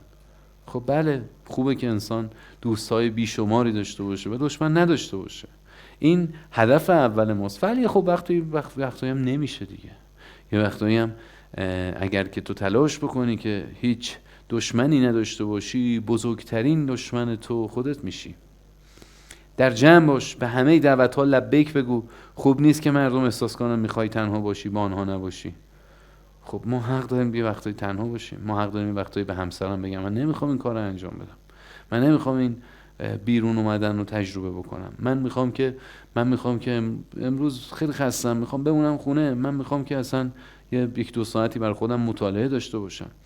ما میتونیم نیازهایی داشته باشیم، انتخاب بکنیم. بله یک سری وظایفی داریم در قبال پدرمون، مادرمون، همسرمون، فرزندمون، ولی یک سری وظایفی هم داریم در قبال خودمون. کمرویی روشی از انفعاله. یعنی شما خیلی وقتا پایمال کردن حقوق خودت همراه با عدم بیان صادقانه احساسات و افکاره، با بیان افکار و احساسات خودت به همراه معذرت خواهی و خضوع بیمورد. خیلی وقتا ما انفعال رو با یک کمرویی و یه خوردم چاشنی خضوع خیلی بسته‌بندی خوشگلی میشه و نیازی هم نیستش که ما بخوایم تغییرش بدیم، در صورتی که خجالتی بودن در خیلی جاها واقعا به ما هیچ کمکی نمیکنه و ما اگر همین رویه رو بخوایم داشته باشیم نه دوستان خوبی پیدا میکنیم، نه ارتباطات گسترده‌ای میتونیم بسازیم، نه میتونیم از دوستی هامون حداقل استفاده های اخلاقی رو داشته باشیم. و خلاصه یه وقتایی تو فرهنگ جامعه ما که خیلی خضوع رو تبلیغ میکنن و واقعا خضوع هم یکی از زیباترین صفاتیه که یک انسان قوی میتونه تجربه بکنه، ولی واقعیتش اینه که بعضی جاها نباید خاضع باشیم. یعنی مثلا من رفتم استخدام، برم مصاحبه استخدام بشم، تا من خودم الان اینو براتون تجربه بگم، من خیلی وقتا توی مصاحبه‌ام از طرف تو جلسه استخدام میپرسم که خب من چرا باید شما رو استخدام بکنم؟ میگه شما هر جور که راه. میگم میشه 4 تا ویژگی مثبت از خودت بگی؟ میگه آخه از خود تعریف کردن کار خوبی نیست. میگم عزیزم من دارم بهت میگم از خودت تعریف بکن. میگه والا من اینطوری نیستم، میشه از دوستان بپرسیم. میگم تو چرا حوصله‌ای داری؟ یعنی فکر می‌کنی من زنگ میزنم دونه دوستات داریم اما ویژگی‌های مثبت ایشون به من بگی؟ خب بگو دیگه، چه تعارف میکنی؟ آقا بعد زشت. عزیزم من ازت پرسیدم، من دارم ازت خواهش میکنم این اتفاق بیفته. احساس بی‌ارزشی، انفعال و عصبانیت، ببین اینا با هم ارتباطی داره. افرادی که احساس بی‌ارزشی تو زندگیشون میکنن خیلی وقتا یا درگیر انفعالن یا درگیر عصبانیت. احساس بی‌ارزشی خیلی خوب میتونه انفعال رو پیش بینی بکنه. شما وقتی در زندگیت میترسی که احساس بی‌ارزشیت رو بشه، هیچ کاری نمی‌کنی، در هیچ کاری مشارکت نمی‌کنی که مبادا در اون کاری که مشارکت کردی یه موقع خطایی ازت سر بزنه و بقیه بفهمن که اون چیزی که تو بودی فکر می‌کردن تو هستی نباشی. یه گروهی از ما به خاطر اینکه احساس بی‌ارزشی رو در زندگیمون تجربه نکنیم دست به انفعال میزنیم، دست به هیچ کاری نکردن میزنیم. یه گروهمون هم برای اینکه احساس بی‌ارزشی رو تجربه نکنیم دست به عصبانیت میزنیم، یعنی خیلی عصبانی رفتار میکنیم که یه موقع کسی به سمت ما انتقادی نداشته باشه. تایید طلبی، انفعال و عصبانیت. بله شما در واقع خیلی وقتا با تایید طلبی میتونید اول انفعال رو پیش بینی بکنید، بعدش عصبانیت رو. اگر که شما فرد تایید طلبی باشین عزیز من، اتفاقی که برات میفته خیلی وقتا هیچ کاری نمی‌کنی. دوستت بهت میگه که بریم بیرون، باشه هر جور که دوست داری، میری بیرون. بریم خونه، بریم اینجا این کارو بکنی. انقدر همه حرفاشو گوش میکنی، بعدش به خسته میشی، عصبانی میشی، میذاریش میری. یعنی خیلی وقتا عصبانیت در پی انفعال میاد. وقتی که انسانی در زندگی خودش همش منفعلانه رفتار بکنه، نیازهاش سرکوب میشه، یه جای خسته میشه. معمولا افرادی که خیلی مهرطلبن، تایید طلبن، اتفاقی که در زندگیشون میفته این هستش که یک مدت طولانی برای زدن مخ طرف مقابلشون که دوستشونه، رفیقشونه، زحمت میکشن با تایید طلبی، یعنی گذشتن از نیازهای خودشون و توجه به نیازهای طرف مقابل برای زدن مخ او. زمان میذاره تا برسه به روزی که او براش زمان بذاره. بعد او براش زمان نمیذاره چون عادت کرده به این خدمات. میگه تو که هر وقت من گفتم تو اومدی اینجا، هر وقت که گفتم رفتی، حالا من برای چی باید برای تو الان مثلا این کاری که تو میگی بکنم؟ نمیکنم. حالا او عصبانی میشه. بنابراین تایید طلبی میتونه ابتدا انفعال و بعدش عصبانیت رو برای ما به همراه بیاره. ترس چی؟ خب خیلی جالبه به شما بگم که ترس هم به همین شکله. بسیاری از افراد عصبانی ترسو هستن. یعنی در واقع خیلی وقتا ما از سر ترسمون عصبانی میشیم تا از سر خشممون. بسیاری از آدم‌ها به خاطر اینکه ترس زیادی در زندگیشون تجربه میکنن و میخوان کسی نفهمه، شروع میکنن با پرخاش و عصبانیت و تهاجم تلاش میکنن که اون ترس رو بندازن تو یقه دیگران. خیلی از مدیران تو سازمان ها از همین روش استفاده میکنن، یعنی در واقع تلاش میکنن با اینکه میترسن از اینکه اون نیرو رو از دست بدن، باهاش جدیتر رفتار میکنن، عصبانیتر رفتار میکنن که اون رو در پنجه های خودشون قرار بدن. خب متاسفانه ترس یه وقتایی هم باعث انفعال میشه. یعنی شما خیلی وقتا به خاطر ترسی که از دست دادن یک آدم مهم زندگی داری منفعلانه رفتار میکنی و هر چقدر دوست داره به تو آسیب میزنه، به تو رو اذیت میکنه. بعدش که تو رو اذیت کرد، تو رو آسیب زدش، متاسفانه تو خب به خاطر اینکه میترسی از دستش بدی حالت انفعالی به خودت میگیری. و البته گاهی اوقات هم این شکلیه که ما میترسیم کسی رو از دست بدیم و به همین خاطر با کنترلگری خیلی بیمورد، با اینکه کجا میری، چیکار میکنی، چرا SMS ندادی، چرا پیامک ندادی، چرا خبر ندادی، چرا با زنگ دوم جواب ندادی، عصبانی میشیم. پس در واقع ما نمیتونیم لزوما بگیم که افرادی که ترس دارن افراد ترسویی هستن و منفعلانه رفتار میکنن. گاهی اوقات افرادی که ترس دارن با عصبانیت رفتار میکنن. ما در روانشناسی اکت با 6 استراتژی که داریم تلاش میکنیم که به جای اینکه بیایم جرأتمندی رو به عنوان یک شناخت در وجود افراد ایجاد بکنیم، میایم استفاده میکنیم ببینیم که مانع اصلی جرأتمندی فرد چیه. خیلی وقتا یک سری فکرها و یک سری باورهایی هست که در ذهن کسی وجود داره که ابدا فعلا نمیتونه تا حضور اون افکار رفتار جرأتمندانه رو انجام بده. خیلی وقتا مانع ما برای ابراز جرأتمندانه هیجانیه که در مقابل ما قرار داره. بنابراین ما در روانشناسی اکت با موشک‌های 6 تا موشک داریم. با 6 تا موشکی که داریم نقطه‌های مشخص رو پیدا می‌کنیم، اونا رو میزنیم.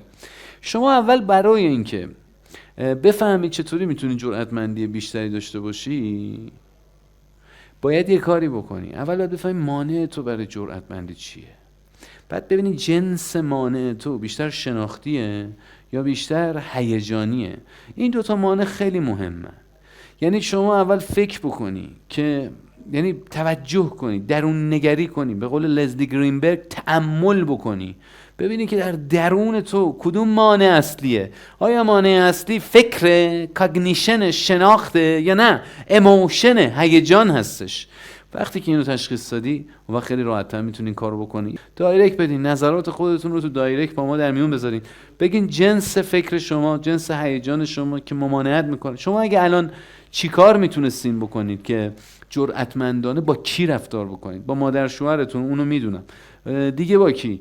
با کی باید جرأتمندانه رفتار میکنین؟ با همسرتون، با بچه‌تون، با همکارتون، با رئیستون، با کی باید جرأت؟ اینا رو به من بگین جنسشو تا بتونیم یه خورده از این مثال‌های شما و از مشکلات شما در پارت بعدی بتونیم استفاده بکنیم و به همین خاطر 3 تا از مهمترین موقعیت‌ها رو نام ببرید که دوست دارین در اونها جرأتمند باشین.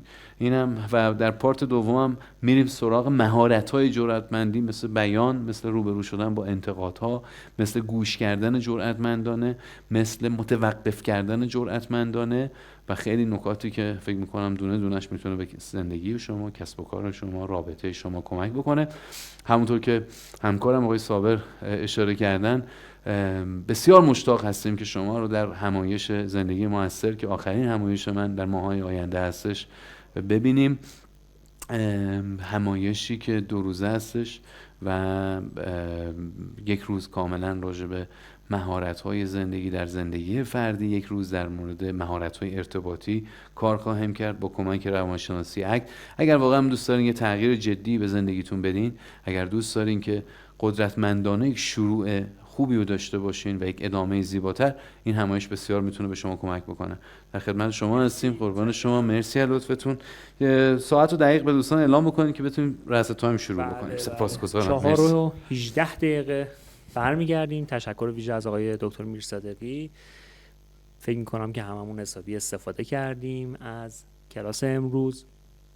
همونطور که آقای دکتر فرمودن میتونید که به این اینستاگراممون دایرکت بدید و موارد رو ارسال کنید. همکاران من در حالا تو بریک میخونن پیام‌های شما رو و به آقای دکتر انتقال میدن. پیرو صحبت آقای دکتر میرصادقی درباره 15مین کارگاه زندگی موثر، باید عرض کنم خدمتتون که این امکان رو دارید، این کارگاه رو تهیه کنید بلیتش رو و در روز 25 و 26 مرداد ماه بتونید که شرکت کنید. همکاران من در استوری ها نیز لینک این کارگاه رو قرار خواهند داد. در گوگل هم میتونید سرچ کنید زندگی موثر. خب استراحت کوتاهی کردیم. ممنون از اینکه به ما دایرکت دادید، ممنون از اینکه ما رو تماشا کردید و یه تشکر کوچیکی بابت اینکه آموزش رو وارد زندگیتون کردید. اینکه پنجشنبه ظهر وقت میذارید و آموزش میبینید، این خیلی ارزشمنده. دو سه تا نکته رو عرض میکنم. یه ویدیو میبینیم و آماده استقبال از آقای دکتر میرصادقی میشیم برای ادامه درس اکت و جرأتمندی. یکی دو نفر دایرکت داده بودن برای زندگی موثر، گفتن که خب شما گفتین که این کارگاه خیلی خفن و اینطوریه، ویژگیش چیه؟ چه مزیتی داره؟ چه خروجی داره؟ ببینید، مهمترین خروجی زندگی موثر ایجاد عادات جدید، تقویت قدرت انتخاب، قدرت تصمیم گیری و بهبود روابط هست. این 4 مزیتیه که برای شما ایجاد میکنه شرکت در این کلاس 2 روزه. اما به صورت کلی اگه بخوام بگم، این تغییر عادات چیز آسونی نیستش. تقریبا اکثر چیزهایی که میخوایم به دست بیارید با این تغییر عادات به وجود میاد. کاری که به زبان ساده است اما بسیار بسیار پیچیده است. بله، زندگی موثر به عادات موثر احتیاج داره. همون چیزی که آقای دکتر میرصادقی در ویدئوی قبلی به اون اشاره کردن. امیدوارم اگر شرایطشو دارید در این کارگاه شرکت کنید. فکر میکنم مهمترین کاریه که میتونید برای خودتون انجام بدید. خب بچه ها، آقای دکتر آماده هستن تشریف بیارن؟ متشکرم. خب بچه ها چیز هم داشتیم، این که سوالی هم داشتیم آقای صابر. به نام خدا. آقای صابر تو دایرکت ها اگه سوالی بچه ها دارن بپرسن تا اینجا. آره مرسی. دوستان شما سوالی دارین؟ خب ما متوجه شدیم که جرأتمندی یک مهارت هستش. بله بله. به نظر میاد که جرأتمندی میتونه ارزش زندگی ما باشه. و باز من اینجور میفهمم که همه ارزش‌های زندگی برای زیستنشون پیش نیازش جرأتمندی هست. بله. میتونیم جرأتمندی یک پیش نیاز زیستن خیلی زیبا گفتیم. بله درست، کاملا موافقم با تو. خانم میردان شما سوالی نداری؟ خب دوستان میتونن سوالاتشون رو دایرکت بکنن تا ما تو اونجا بتونیم جواب بدیم. اگه الان هم دوستان من دسترسی ندارن، من یه خورده میرم جلو تا بتونیم منتظر سوالات عزیزان باشیم. قسمت اول از مهارت جرأتمندی بیان جرأتمندانه است. ما خب اول باید بتونیم بیان جرأتمندانه رو جز به جز اینا رو یاد بگیریم. همونطور که گفتم 4 تا بخش داره: بیان فکر شما، بیان هیجان شما، بیان خواسته شما، بیان مشاهداتتون. این همون واقعیت. مثال 1: فکر میکنم ما تفاهم و علاقه‌مندی های مشترک زیادی داریم. برای من احساس خوبی دارد که بیشتر با هم حرف بزنیم. آیا فرصت دارید شب با هم به رستوران برویم؟ یعنی طرف فکرش رو گفت، اینکه این علاقه های مشترک رو داره رو گفت، احساسش رو گفت و نیازش هم گفت. مثال 2: من فکر میکنم بیشتر اوقات که تو از سر کار برمیگردی ما دائما راجع به کار تو حرف میزنیم و این داره منو دلزده و خسته میکنه. میشه ازت بخوام که راجع به خودمون، تفریحاتمون بیشتر حرف بزنیم؟ ببینیم 4 تا رکن رو داره، فکر رو داره. وقتی که تو از سر کار برمیگردی ما دائما راجع به کار تو حرف میزنیم، واقعیت رو داره، منو داره دلزده، هیجان رو داره، نیازم داره. میشه ازت بخوام که راجع به خودمون، تفریحاتمون بیشتر با هم حرف بزنیم؟ اینها میشه بیان جرأتمندانه. در بیان جرأتمندانه کسی مورد سرزنش واقع نمیشه. از برچسب‌های انتقادی هم استفاده نمی‌کنیم. اینجا من مهم است نه تو. به من فشار زیادی اومده، تو داری به من ظلم می‌کنی. نگاهید، شما در بیان جرأتمندانه نمیای به طرف بگی که تو ظالمی، یک صفت بد رو بهش انتقال بدین، بلکه فقط میگی که گلایه میکنی، میگی به من فشار زیادی اومده، نه اینکه بخوای بگی که تو اصلا آدم نفهمی هستی، تو منو درک نمی‌کنی. اینجا راجع به تو کی هستی حرف نمیزنیم، راجع به اینکه من چه فشاری دارم تحمل میکنم. باور بکنین همین نکته انقدر میتونه روابط شما رو زیباتر بکنه که بسیاری از مشکلات بیان جرأتمندانه شما رو حل و فصل میکنه. قسمت دوم گوش دادن جرأتمندانه است. اینکه ما بتونیم اصلا آماده بشیم. بسیاری از اوقات دوستان ما آماده یک گفتگوی جرأتمندانه نیستیم. یعنی از نظر ذهنی و روانی انقدر تحت فشاریم که اگر یکم حرف بزنیم ممکنه دعوامون بشه. یه نکته بهتون یاد بدم، کلا در زمان خستگی آدم‌ها بهتره باهاشون حرف نزنیم. چون خستگی یکی از پیش بینی کننده های جر و بحثه، یکی از پیش بینی کننده های دعواست. حالا معمولا خانم ها تا به اینجای صحبت من میرسه یه نکته میگه آقا شوهر من همیشه خسته است، من باید چیکار کنم؟ آها اوکی. حالا ما باید بیایم زمانی رو پیدا بکنیم که در اون زمان همسر تو از قبل برنامه ریزی بکنه و بتونه برای اون بحث و گفتگو آماده بشه. به این میگن آمادگی. برای همینه که جان گاتمن به زوجین میگه که یک قرار هفتگی داشته باشین، یک قرار روزانه داشته باشین، چون قرار آمادگی میده. اما اگر قرار نداشته باشیم، آماده نیستیم، فرار میکنیم. قرار باعث میشه که آدما فرارشون کمتر بشه. وقتی قرار میذاریم انسان آماده تره. اگر همسر شما بازم بگی من خستم، یه دفعهشو میپذیریم، دو دفعهشو میپذیریم، بعد دفعه سوم میگیم آقا ما قرار داشتیم. اون وقت اینجا شما میتونی آمادگی به همسرت بدی برای یه گفتگوی جرأتمندانه. آمادگی، آگاهانه افکار و هیجان خود را بررسی کنید. چه در شما میگذره؟ آیا برای گوش دادن آماده اید؟ آیا فرد روبرو هم آمادگی صحبت کردن داره؟ توی گوش دادن چجوریه؟ توجه کامل. ما یه اصطلاحی داریم میگیم که سراپا گوش بودن. سراپا گوش بودن خیلی قشنگه، یعنی تو سر تا پات یه گوشه. انسان زمانی داره خوب گوش میده که سر تا پاش گوشه. الان بعضی از شما که دارین درسای منو گوش میکنین دارین 3-4 تا کار دیگه هم میکنید. خب این سراپا گوش نیست. باریکلا، همین که دارین این کارو انجام میدین باریکلا. ولی سراپا گوش نیستین. سراپا گوش اینه که هیچ کار دیگه ای نمیکنید. همه زندگیتون الان همین لحظه است. نه تو گوشیتون میرین، نه تو موبایلتون میرین، نه به بیرون نگاه میکنید، نه برای خودتون تلویزیون میبینید، نه کانال عوض میکنید، بلکه حواستون به کامپیوترتون دارین، همینطور سراپا گوش هستید. توجه کامل داشتن. چرا؟ به خاطر اینکه شما اگه بخوای احساس و خواسته ها و افکار طرف مقابل رو بفهمی خیلی باید توجه بکنی. نمیشه همینطوری رو هوا بتونی گوش دادن کامل رو انجام بدی. سومین بخش از گوش دادن جرأتمندانه اینه که تایید کنی، تکرار کنی، خلاصه گونه حرفهای طرف مقابلت رو براش تکرار بکنی. بگی من درست فهمیدم، منظور تو اینه که من وقتی که از سر کار برمیگردم همش راجع به کار صحبت میکنم و هیچ وقت به تعطیلات آخر هفته، به کارهایی که میتونیم با هم انجام. درست فهمیدم؟ بله درست فهمیدی. به این میگن تایید. پس گوش کردن جرأتمندانه 3 تا رکن داره: آمادگی، گوش دادن و تایید کردن. این 3 تا هی تکرار میشه و بعد میاد با این قاطی میشه. با چی؟ با بیان جرأتمندانه.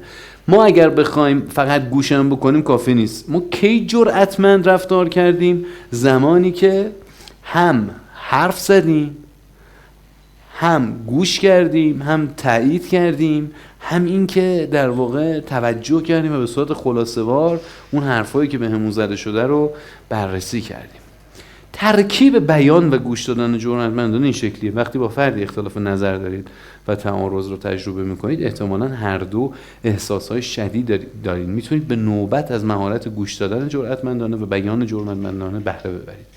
هر چقدر افکار و احساسها و نیازهای خودتان را ساده‌تر و شفاف‌تر بگویید، احتمال به نتیجه رسیدن شما بیشتر میشه. یه نکته بهتون بگم. یه وقتایی هست گفتگوی جرأتمندانه خیلی کار سختیه. ما داریم راجع به مسئله طلاق با هم صحبت میکنیم. راجع به یک اختلاف مالی داریم با هم حرف میزنیم. اینجا از خانم کریستین نف قرض میگیرم و در واقع شما رو یاد این میندازم که ایشون یک نکته بسیار مهمی داره به نام شفقت خویشتن، self compassion، و ایشون میگه که در گفتگوهای سخت انسانی که داره بهش سخت میگذره باید با خودش مهربان باشه. یعنی به خودش یادآوری کنه، بگه که علی این گفتگو خیلی گفتگوی سختیه، خیلی دشواره، یه وقتایی حواست به خودت باشه، مراقب خودت باشه، تایید کن که داره بهت سخت میگذره. حرف زدن راجع به مسائل مالی با خواهرت، با پدرت کار آسونی نیستش. وقتی که این شکلی قضیه رو میبینه، اون وقت اتفاقی که میفته این هستش که انسان تاباوریش برای گوش کردن و حرف زدن افزایش پیدا میکنه. خب بریم یه دونه مثال ببینیم با هم. من یه دیالوگی برای شما آوردم که شما در یک مثال کاملا این دیالوگ دو طرفه با سبک جرأتمندانه رو ببینید. محمد میاد میگه که چقدر خونه به هم ریخته است. بعد از یک روز جنگیدن تو محیط کار، وقتی میای تو این خونه دیوونه میشی. سارا همسرش قسمت اول یعنی آمادگی برای گوش دادن انجام شده و حالا شروع به سوال کردن میکنه. یعنی سارا مهارت جرأتمندی و مثل شما در این وبینار یاد گرفته، به همین خاطر آمادگی خودش رو تنظیم میکنه، از خودش میپرسه من چه فکرها و هیجاناتی دارم و بعد حالا شروع به سوال کردن و جستجو میکنه. چی تو رو بیشتر آشفته کرده؟ خونه به هم ریخته؟ اینکه فکر میکنی اینجا آرامش نداری؟ و یا اینکه فکر میکنی من کارهام رو درست انجام نمیدم؟ یکی از مهارت‌های جرأتمندی جستجوی جرأتمندانه است. اینکه من شهامت داشته باشم تا برای درک و فهم مسئله بتونم سوالات خوب بپرسم. محمد میگه من وقتی میام خونه دوست ندارم تازه بخوام راهمو از بین اسباب بازی‌ها باز کنم، برم تو اتاقم. دوست دارم یکم آمادگی تو رو ببینم که برات مهم بوده که من دارم برمیگردم خونه. سارا اینجا از تکنیک تایید دادن استفاده میکنه. میگه بهت حق میدم، یعنی داره تاییدش میکنه. این روزهای سخت اقتصادی کار کردن خیلی پر استرسه. انتظار داری دیگه خونه این همه شلوغ پلوغ نباشه. اسباب بازی های بچه رو جمع کردن کار سختی نیست عزیزم، من انجامش میدم. اما من فکر میکنم که تو هنوز داری وضعیت زندگیمون رو با 2 سال پیش مقایسه میکنی که ما بچه نداشتیم. اون موقع ما بچه نداشتیم، کار پاره وقت منم شروع نشده بود و این نادیده گرفتن تو منو خیلی غمگین میکنه. انتظار دارم، نیازشو داره میگه، اینکه در غیاب تو چند نقش رو بازی کنم، برات قابل توجه باشه. دوست دارم ببینی زحمات منو. من هم مادرم، هم همسرم، هم دارم تو خونه آشپزی میکنم، هم دارم تو محیط کارم کار میکنم. تو حق داری. ببینید آرامه. یادتونه تو اسلاید اول گفتم بیان جرأتمندانه توش همدلی داره. فردی که جرأتمند حرف میزنه نیازی به بالا بردن صداش نداره. اون کسی که داد میزنه پرخاشگرایانه رو انتخاب کرده. فردی که داره همدلانه صحبت میکنه، با جرأت داره حرف میزنه، انقدر قدرت بزرگی رو تو وجود خودش احساس میکنه که میتونه با صدای پایینتری هم گفتگو انجام بده. محمد با اینکه گفتگو رو جرأتمندانه شروع نکرده بود و یک حالت منفعلانه و نقزنانه داشتش راجبش حرف میزد، پایینش یواش یواش به خاطر مهارت سارا که تو این وبینار یاد گرفته بود، دیدی از خودشون تعریف کنه، از وبینار تو این وبینار شرکت کرد یاد گرفته بود، باعث شد که محمدم به صراط مستقیم دعوت بشه. حالا محمد چی میگه؟ درست میگی، اونم تایید میکنه. شما وقتی یه آدمی رو تایید میکنی، دغدغه‌هاشو تایید میکنی، حس همدلی او رو هم تقویت میکنی. بسیاری از ما ضعیفیم در این که همدلی طرف مقابل رو تقویت بکنیم.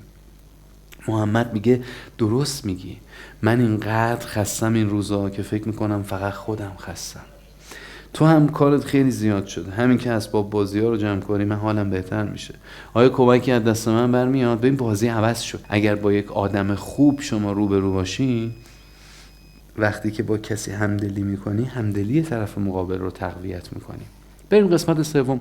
ببینید یکی از دلایل این که ما جرأت نداریم اینه که میزان خشم ما از میزان ترس ما کمتره. انسان زمانی که خیلی میترسه و به اندازه کافی خشمگین نشده، نمیتونه جرأت لازم برای خروج از یک رابطه غلط رو به دست بیاره. خواهر جان، برادر جان، هر کسی که هستی، من بهت یه نکته میخوام یاد بدم خیلی کمک کننده است. تو هنوز خوب متوجه نشدی که همسرت چقدر بهت فشار آورده، یا اینکه واقعا همسرت اون اندازه‌ای که تو میگی بهت فشار نیاورده. ما سیستم هیجانیمون سیستم خوب و کاملیه نسبتاً. اگر تو بگذاری فشارها به اندازه کافی تو وجودت بیاد، اجازه بدی به اندازه کافی خشمگین بشی، جرأتش هم پیدا میکنی. ولی وقتی که تو هر دقیقه عصبانی میشی، خشم به اندازه کافی در تو رسوخ نمیکنه، در تو تجربه نمیشه. وقتی که خشم به اندازه کافی در تو تجربه نمیشه، تو قدرت کافی پیدا نمیکنی، اجتنابگری میکنی، حالا یا با انفعالت یا با عصبانیتت. اون فکر و هیجانات بسیار اهمیت داره، ولی به شرطی که تو اجازه بدی. ببین مثلا یه نفر الان من شما رو ببینم پامو بزنم روی پات، توی فشار بدم، خب تو یه دقیقش میگی استادمه، دکتره، میشناسمش، خیلی بر ما زحمت کشیده. 2 دقیقش من تا شب همینطوری پامو گذاشتم رو پات دارم فشار میدم، با تبر دارم میزنم، تو منو پرت میکنی دیگه. البته که بعضی از آدما خراب این سیستم پرت کردنشون. علتش چیه؟ علتش اینه که 2 تا چیزه. یکی این که سیستم خشمو نذاشتن تو وجودشون پرورش بدن، که اینو به عنوان نکته اول گفتم. 2، اصلا این الگو در بدن اینها، در سیستم عصبی اینها تعریف نشده. من یه وقتایی تو دبیرستان مدبران وقتی که با دخترایی کار میکنم که دانش آموزای ما هستن، گاهم باهاشون تمرین رو انجام میدم، باهاشون تلاش میکنم اینو یاد بگیرن که باید از خودشون دفاع بکنن. یک تمرینی ما با هم انجام میدیم و من از مشاوراشون میخوام که یک مانعی رو به سمتشون ببرن و اونها باید این مانع رو پس بزنن. و ما بعضیامون واقعا بلد نیستیم این موانعی که در زندگیمون پیش میاد و پس بزنیم. خیلی همون تحمل میکنیم. مشاورش این مانع رو میبره میذاره اینطوری رو سرش، میگه اینو پس بزن. بعد میگه میشه برش دارین؟ بر نمیداره مشاورش. بعد میگه که میشه برش دارین؟ میگم ببین 2 دفعه 3 دفعه بهش گفتیم میشه برش دارین. الان وقت اینه که بلند شی تا این مانع از رود برداشته بشه. تا کی میخوای بشینی هی از یارو درخواست بکنی؟ گاهی اوقات درخواست کردن فایده ای نداره عزیز من. خشم هیجان بسیار سالمیه. خشم هیجانیه که به انسان کمک کنه حرکت بکنه. ببین من تو هر کدوم از سمینارها مثل زندگی موثر حواسم باشه اینو میگم ببینید بچه‌ها، انسانی که زورش به کسی نمیرسه وقتی محترمه هیچ ارزشی نداره.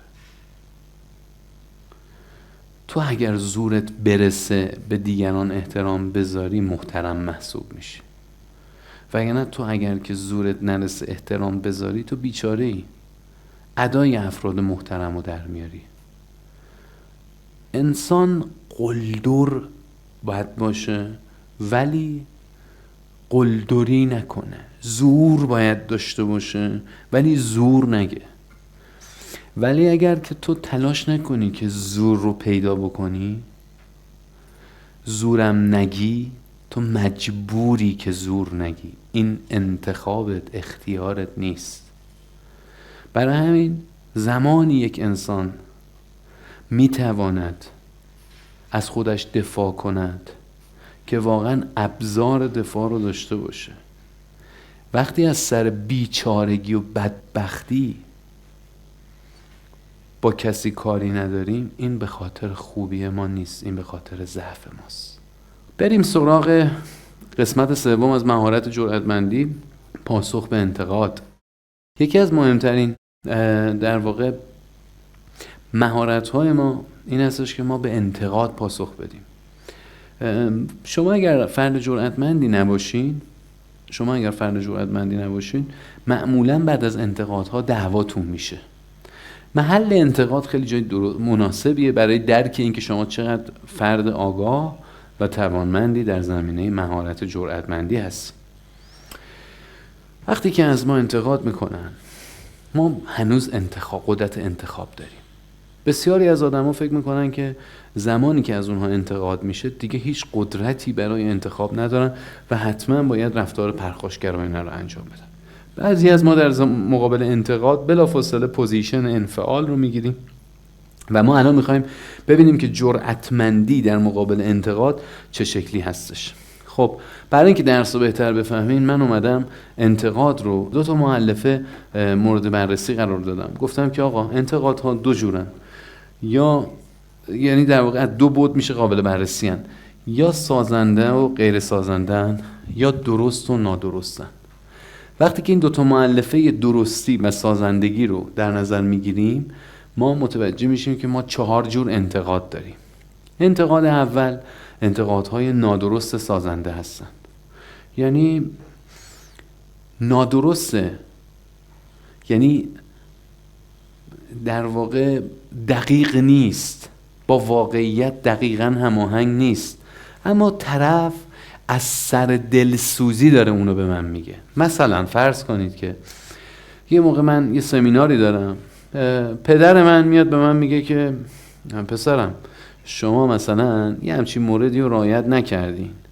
یک نفری به من گفتش که شما تو این زمینه این کار رو انجام ندادین. من میفهمم که این نکته کاملا درست نیست، چرا که یک نفر فقط اومده این مسئله رو اشاره کرده. ما تو نظرسنجیمون دیدیم که نه، ما اون کار رو انجام دادیم. اما کی داره به من میگه؟ پدرم داره به هم میگه. او بد منو میخواد یا خوب منو میخواد؟ او خوب منو میخواد. درسته که حرفش نادرسته، کاملا درست نیست، ولی برای سازندگی داره این حرفو میزنه. مدل دوم اینه که انتقاد درسته. پدر من میگه که تو با تأخیر شروع کردی، نگرشش هم برای کمک به منه، سازندم هستش. حالا اینجا پس میشه انتقادهای درست و سازنده، یعنی هم با نیت مثبت گفته میشه، هم کامنت درستی هستش. سومین انتقادها نادرست مغرضانه است. یعنی چی؟ یعنی طرف یه حرفی میزنه اصلا منطقی نیست، اصلا وجود نداره، بعدم فقط میخواد تو رو خراب بکنه. حالا اینا رو مثال میزنم همه رو. یکی هم هستش درست میگه ولی نیت خوبی پشت سرش نیست. بذار این چند تا مثال بزنم که خوب متوجه بشی. توی جلسه هستیم، تو این جلسه یکی از همکارام که با من رابطه خوبی نداره، توی جلسه برمیگرده، مثلا ما داریم راجع به این صحبت میکنیم که تولیدات شرکت چقدر کم شده و کارخونه خوب کارا رو پیش نمیبره. من اینو گفتم. رئیس کارخونه با من لجه، من مدیر فروشم. یهویی تو جلسه اینطوری میکنه، میگه آقای دکتر که امروز 10 دقیقه دیر اومدن چطور از کارخونه و میزان تولیدش میخوان انتقاد کنن؟ آقا اینا چه ربطی به هم داره؟ اصلا آقای گودرزی با آقای شقاقی ارتباطشون چیه؟ اینا اصلا خویشاوند نیستن. این نگاه کنید، من یه آدمی ام که دیر اومدم ولی الان دارم راجع به کارخونه و میزان کم تولیدش صحبت میکنم. شما چی ناراحتت کرده؟ چی به همت ریخته؟ شما داری مغرضانه، حالا یا من واقعا 10 دقیقه امروز دیر اومدم و هیچ ربطی به تولید کارخونه نداره، بعد تو داری مغرضانه اینو مطرح میکنی. حالا اگه واقعا 10 دقیقه دیر اومدم درست میگی، اما بازم مغرضی. اگر دیر نیومدم داری این مطلب رو بررسی میکنی، مغرضی و نادرستی. جا افتاد؟ یعنی مغرضانه و نادرست فکر کنم من جا افتاد. حالا بریم سراغ یه مثال بزنیم از درست سازنده. در درست سازنده که معلومه پدر من میاد میگه 10 دقیقه دیر اومدی و واقعا من 10 دقیقه دیر اومدم و این 10 دقیقه برنامه آسیب زده، هم درسته هم سازنده است. انتقاد نادرست سازنده اینه که من 5 دقیقه دیر اومدم اما پدرم به من میگه تو این 20 دقیقه نیم ساعتی که دیر میای خیلی به کار آسیب میزنه. یعنی چی شد؟ سازنده است، دنبال دلسوزی منه، اما من 10 دقیقه دیر اومدم، اون داره میگه 20 دقیقه نیم ساعت دیر اومدیم. پس اینا شد روشاش. حالا ببینیم که فرد جرأتمند با هر کدوم از این 4 تا چجوری رفتار میکنه. فرد جرأتمند اولین کاری که میکنه میاد در مقابل بی و دی، چون که درستن، تایید میده. یعنی میگه که درست میگی، من 10 دقیقه دیر اومدم. حالا بقیه حرفشو بر اساس اینکه چه هدفی دنبال میکنه ادامه میده. درست میگی. پس در بخشی که انتقادها درستن، البته این فرمول 100 نیست، در اکثر اوقات میشه ازش استفاده کرد، بهش میگی که بله درست میگی. حالا بر اساس اینکه میخوای جلسه رو، گفتگو رو به کدوم سمت ببری، بقیه‌شو کامل میکنی. در رابطه با نادرست ها ما چیکار بکنیم؟ ما الان بی و دیو گفتیم. ای هم که به پدرم چون دلسوزمه برمیگردم میگم که پدر جان من البته 10 دقیقه دیر من 20 دقیقه دیر نیومدم، من 10 دقیقه دیر اومدم، ولی حرف شما درسته، همون 10 دقیقه هم در واقع اضافه بودش. اینجا چیکار میکنم؟ میام بخش نادرست رو اگه صلاحه درستش میکنم و باز دوباره تاییدش میکنم. اما وقتی که نادرست مغرضانه است، ما اینجا میایم با موافقت شرطی میریم جلو. موافقت شرطی چجوریه؟ من در موافقت شرطی میام این کارو میکنم، یک بخش درستی در انتقاد پیدا میکنم و اون رو تایید میکنم، یعنی یه چیزی پیدا میکنم. مثلا همسر من به من میگه که آقا شما انقدر خسته اومدی از سر کارخونه که اصلا بچه‌ها دیدنت ذره ترک شدن. من میگم که درست میگی، خستگی بچه‌ها رو از من میرونه. من میام با یک واقعیتی که میتونه پشت صحبت تو باشه که البته نظر تو نبود موافقت میکنم. به این میگیم موافقت مشروط یا محدود. یعنی میام یه بخش سالمی رو توی صحبت‌های تو پیدا میکنم. پژوهش‌ها نشون میده تو وقتی در مقابل فردی که داره یک انتقاد نادرست مغرضانه میکنه، حتی اگر یک بخش سالم کوچیکی پیدا بکنی و تاییدش بکنی، به همون آدمی که خیلی هم دوست تو نیستش یک همدلی حداقل میدی. مثلا من برمیگردم به اون فردی که تو جلسه داشت از من انتقاد میکرد، برمیگردم بهش میگم که شما درست میگین، تأخیر من به سازمان آسیب میزنه، ولی مسئله اینجاست که عزیز جان الان ما داریم راجع به تولید و کاهش تولید در کارخانه داریم صحبت میکنیم. 10 دقیقه‌ای که امروز من دیر اومدم باعث این کاهش نشده، 3 ماهه که این کاهش اتفاق افتاده. یعنی میام با یه بخشی موافقت میکنم، یه تأییدی میدم و بعد میام بخش دوم رو خودم درست میکنم. آقای متیو مکی میگه شاید فکر کنید که روش موافقت شرطی یک روش موذیانه است. بله همینطوره. با این خیلی بهتر از روش منفعلانه و خشنه. با اینکه این روش ساده به نظر میرسه، اما برای یافتن موردی که بتونید با اون موافقت بکنید باید با دقت به حرفهای منتقد گوش بکنید. پس برای اینکه ما بتونیم موافقت شرطیمون رو پیدا بکنیم لازمه که خیلی خوب دقت بکنیم تا یه بخش سالمی در صحبت‌های اون طرف مقابل پیدا بکنیم. مثلا تو فقط کارت برات مهمه. درست میگی، من زیاد کار میکنم. یعنی چی شدش؟ تو فقط کارت برات مهمه، این یه بخش بود. حالا من دارم میگم درست میگی، من زیاد کار میکنم ولی من فقط کارم برام مهم نیست، یعنی اینو قبول نکردم. درست میگی، من زیاد کار میکنم. به بخش سازندگی و قابل توجه نگاه کنین، توضیح دهیم که چرا نادرسته. حالا تازه اینجا کار ما شروع شد. به بخش سازنده و قابل توجه نگاه کردیم و بعدش حالا داریم توضیح میدیم که چرا کل اون داستانی که تو گفتی نادرست هست. موافقت ها 3 جورن. موافقت با یه قسمتی، یعنی شما با یه قسمتی از حرفای منتقد موافقت میکنید، اون به شما برمیگرده میگه تو فقط کارت برات مهمه، تو میگی درست میگی، من زیاد کار میکنم. موافقت احتمالی یعنی چی؟ یعنی من وقتی مطمئن نیستم حرفای منتقد درسته، برای اینکه موافقت خودم رو اعلام بکنم از کلمه ممکنه یا احتمال داره استفاده میکنم. ممکنه حق با شما باشه که من خیلی زیاد کار میکنم، یعنی من مطمئن نیستم.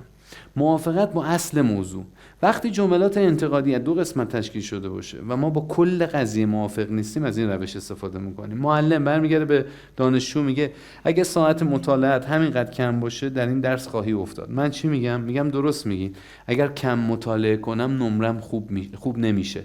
یعنی چی اومدم قبول کردم؟ نیومدم این حرف معلممو قبول بکنم. میگه اگه ساعت مطالعات همینقدر کم باشه، من قبول ندارم، ساعت مطالعه من کم نیست. من چی دارم میگم درست میگین، اگر کم مطالعه بکنم نمرم خوب نمیشه. تایید کردن یه بخشی از صحبت‌ها با موافقت قسمتی یا احتمالی یا اصل موضوع میتونه کمک کننده باشه که طرف مقابل احساس دیده شدن بهش دست بده. وقتی نمیفهمیم انتقاد سازنده است یا مغرضانه است، باید چیکار بکنیم؟ اینجا از روش جستجوی جرأتمندانه استفاده میکنیم. که یکم توضیح دادم تو پارت قبل، ولی خب یه خورده بیشتر توضیحش میدم. در روش جستجوی جرأتمندانه این شکلیه که ما با پرسشگری، سوال پرسیدن تلاش میکنیم که به یک سری وقایعی دست پیدا بکنیم که میتونه اهمیت حرفای طرف مقابل، احساسات طرف مقابل رو درک بهتر بکنه. فرض بفرمایید که یکی از نیروهای من به سراغ من میادش و من میگه که من متاسفانه احساس میکنم که شما اصلا منو دوست نداری. بعد من میگم که چی شده که این فکر تو ذهن تو؟ این برداشت خودمه. اوکی، متوجهم برداشت خود و برداشت تو بسیار برای من قابل احترامه. میشه به من توضیح بدی که از کی این فکر و این احساس رو داری؟ و اون برمیگرده میگه که بالا نمیدونم، اصلا خیلی خوب چیزی به خاطرم نیستش. میگم که مثلا دیروز هم این فکر رو داشتی؟ یعنی میام هی جستجوی جرأتمندانه‌مو ادامه میدم. معمولا بیشتر آدما این جستجو رو انجام نمیدن و حرف هم اونجا میمونه. خیلی اینطوری میکنه، برمیگرده میگه پس خودت هم نمیدونی دیگه. اوکی، تموم شد. این عدم جستجوی جرأتمندانه است. در جستجوی جرأتمندانه من میام چیکار میکنم؟ میام شروع میکنم با پرسشگری های به موقع، تلاش میکنم طرف مقابل بفهمه که چقدر واقعا ناراحت شده. بعد ادامه میدم. مثلا آخر سر طرف متوجه میشه که بله، ایشون تقریبا از دیروز توی جلسه به خاطر اینکه مزرقی بهش تعریف کردم این احساس رو داره، ولی یک بار دیگه ماه گذشته همچین احساسی داشته. و بعد من یه سوال بهتر ازش میپرسم، میگم که آیا تو قبول داری که در جلسه 2 ماه قبلا من به تو توجه کردم و به او توجه نکردم؟ او تایید میکنه. بعد من همین سوالی که ازش میپرسم 1-2 دفعه دیگه میپرسم و طرف میگه که درست میگین، شاید من یه کمی حساس شده باشم. بنابراین ما در زمانی که کسی ازمون انتقاد میکنه، به جای اینکه باهاش مخالفت بکنیم، مقاومت بکنیم، خیلی وقتا با پرسشگری درست و مهربانانه میتونیم منطق او رو عوض بکنیم. خب بریم چند تا نکته خیلی خاص و کاربردی به شما یاد بدیم. راهکارهای جرأتمندانه خاص. یه وقتایی هست که شما باید در زندگیتون روی یک تأییدی که داشتین، روی یک جمله‌ای که داشتین، روی جمله‌ای که داشتین تأیید کنید. آدمایی هستن سمجن، تلاش میکنن با پافشاری روی یک درخواستشون به اون چیزی که میخوان، به اون نیتی که دارن دست پیدا کنن. اینجور موقع‌ها شما باید چیکار بکنید؟ اینجور موقع‌ها شما هم باید مثل اونها سمج باشین و با پافشاری روی تأیید جملات قبلی خودتون خیلی جرأتمندانه پای موضع خودتون، اگر به صلاح خودتون هست، بیس. من گاهن شده که در یک جلسه‌ای که داشتیم یه خونه رو معامله می‌کردیم، یه مالی رو معامله می‌کردیم، طرفی درخواست تخفیف داشته و من از قبل قیمت خودم رو مشخص کرده بودم و نمی‌خواستم زیر قیمتی بدم. اینجور موقع‌ها ممکنه افراد بخوان با مشکلاتشون شما رو تحت فشار قرار بدن. بگم من همچین مشکلی دارم، اگه میشه فلان بکنید و اینها. من هم بر اساس یک استراتژی این قیمت گذاری رو کردم. یک نیازی به این پول دارم، منم مشکلات خودم رو دارم. به جای اینکه منم برگردم مشکلات خودم رو برای اون طرف تعریف کنم، خیلی محکم میام یک جمله‌ای، عبارتی پیدا میکنم و در این قرارداد با اون فرد محترمانه در میان میگذارم. مثلا اون میگه که به خدا من خیلی مشکل، اگه میشه تخفیف، میگم من واقعا از اینکه شما مشکل دارین خیلی ناراحتم، اما باور بفرمایید که خیلی فکر کردم و این قیمت قابل مذاکره نیست. این قیمت قابل مذاکره نیست و من خیلی جدیم در این قیمت. یادتون باشه در مواجهه با درخواست‌های بی‌مورد از کلمه نمیتونم زیاد استفاده نکنید. نمیتونم شما رو ضعیف میکنه. من گاهن وقتی در افرادم میخوام استخدام بکنم، وقتی که با حقوق طرف مخالفت میکنم، یه جمله‌ای هم میگم، چون اکثر اوقات درسته، بهشون میگم که این حقوق رو دادن برای سازمان کاری نداره، ولی ما برای پست شما نمیخوایم این حقوق رو بدیم. برای چی من سازمانمو ضعیف بکنم وقتی میتونیم ما این حقوق رو بدیم؟ برگردم میگم ما نمیتونیم، بدبختیم، بیچاره‌ایم. اتفاقا خیلی وقتا آدم‌ها خیلی منطقی با این گویش من روبرو میشن و قبول میکنن پیشنهاد منو، چون میفهمن که من دروغ نمیگم، با صداقت دارم باهاشون در میون میگذارم. ولی وقتی که شما با بدبختی با کسی روبرو میشین، انتظار نداشته باشین 2 دقیقه بعد 10 دقیقه بعد اون فرد شما رو توانمند درک بکنه. کلمه نمیتونم شما رو خیلی قدرتمند نمیکنه. پافشاری روی خواسته و نگفتن یکی از مهمترین موضوعاتیه که هر کدوم ما باید بلد باشیم. 5 مرحله آقای متیو مکی در واقع در کتاب مهارت‌های ارتباطی آوردن و من اینها رو برای شما خلاصه کردم. 5 مرحله پافشاری بر خواسته یا نگفتن. فکراتون رو بکنید و ببینید دقیقاً چه چیزی میخواین و چه چیزی نمیخواین. درباره خواسته خود یک جمله مختصر، مشخص و شفاف بسازید. یک جمله بسیار بهتر از 2 جمله است. خطر جدی، اصلا نگویید نمیتونم. این جمله از بدترین روش‌های تفره رفتنه. جمله ساخته شده خود را در ذهنتان تصور کنید، بهانه‌هایی که ممکن است طرف مقابل بیاورد را تصور کنید و دوباره جمله را تکرار کنید. از زبان بدن محکم، استوار و جدی بهره ببرید. هم در حالت ایستاده و هم در حالت نشسته قامت و بدنتون رو استوار بکنید، چون پژوهش‌ها نشون داده که وقتی که شما ضعیف باشه بدنتون، طرف هم پافشاریش رو این مسئله بالا میره. هر چقدر که لازم است جمله خود را به صورت آرام و محکم تکرار بکنید. آرام و محکم مگه میشه کنار هم دیگه؟ جواب اینه که بله. من الان دارم با شما آرام صحبت میکنم، بسیارم محکمم. ولی اگه بخوام آرام و غیر محکم صحبت بکنم اینطوریه که فکر میکنم این نکته احتمال داره که کمکتون بکنه. یعنی آرامم ولی محکم نیستم. ولی ببینید نکنید من میخوام آرام و محکم با شما صحبت بکنم. شما طبق پژوهش ها 4 بار باید خواستتون رو تکرار بکنید. 4، نه 3 نه 5. در پژوهش ها ما متوجه شدیم اگر شما 4 بار جمله خودت رو تکرار بکنی به آرامی و محکمی با بادی لنگویج درست، احتمال این که به ثمر بنشینه خیلی زیاده. و آخرین نکته، شاید لازم باشه قبل از تکرار جمله‌مون یه همدلی و درک مناسبی هم نسبت به طرف مقابل داشته باشیم. خیلی از دستم ناراحتی ولی نمیخوام بیشتر از این برای این هدیه هزینه بکنم. گاهی اوقات همسرمون، رفیقمون، دوستمون، بچه‌مون، هر کی از عزیزانمون شاید پافشاری بکنه، بخواد یک هدیه ارزشمندتری از ما دریافت بکنه. شاید نیرومون حقوق بیشتری بخواد طلب بکنه. منم خیلی راحت بهش میگم که من خیلی دوست ندارم تو از دستم ناراحت بشی، ولی واقعیتش اینه که من نمیخوام برای حقوق تو، برای هدیه تو بیشتر از اینها هزینه بکنم. یکی از راهکارهای جرأتمندانه خاص اینه که ما یه وقتایی از موضوع به فرایند بریم. موضوع فرایند رو اول بفهمیم.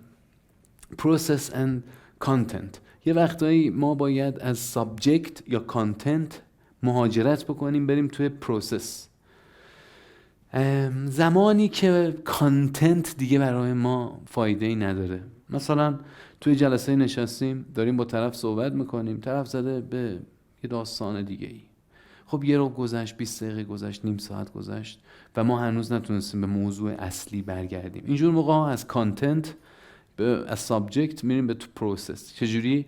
میگم خب اگر که موافقین بریم سر اصل مطلب. این کار ما ایرانی‌ها با این جمله بندی معمولاً انجام میدیم. زمانی که میفهمیم موضوع گفتگو از اصل پیام دور شده، با استفاده از این راهکار جرأتمندانه تلاش میکنیم به موضوع اصلی برگردیم.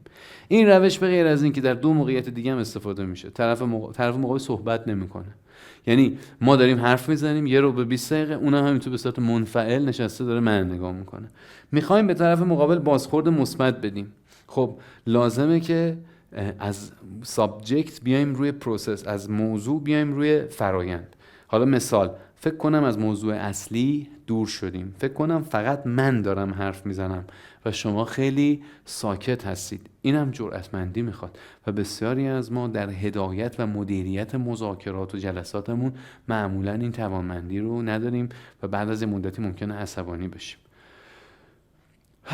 خیلی وقتا ما برای خود افشاسازی لازمه که از موضوع به فرایند بریم. برای بازگشت به موضوع اصلی بهتر است که با خود افشاسازی این کار رو انجام بدیم. راستش کمی خجالت میکشم که راجع به این موضوع با شما صحبت بکنم. دارم فکر میکنم که شاید این موضوع برای شما اهمیتی نداره. از موضوع به فرایند برای لحظاتی که داره دعوا میشه هم کاربرد داره. وقتی صدای بحث بالا رفته، یه خورده دیگه داره از کار از دست در میره بیرون یا احساسات یکی از هر دو طرف برانگیخته شده، تغییر فرایند گفتگو به جرأتمندی احتیاج داره. و اینجا میتونیم با تغییر موضوع به فرایند از طریق خود افشاسازی حرارت گفتگو رو بیاریم پایین. میبینم که هر دوی ما داریم از هم ناراحت میشیم. یعنی تلاش میکنم که با یک خود افشا سازی راجع به این که من چی دارم میبینم بگم که بعد مثل که هر جا من میبینم که خودم بسیار دارم درب و داغون میشم، احساس میکنم که داره به هم بیوفایی میشه چون شما زحمات من رو داری نادیده میگیری. راهکار جرأتمندانه خاص توقف‌های کوتاه هستش. ما خیلی جاها باید با مهارت جرأتمندانه توقف‌های خاص کوتاه بدیم.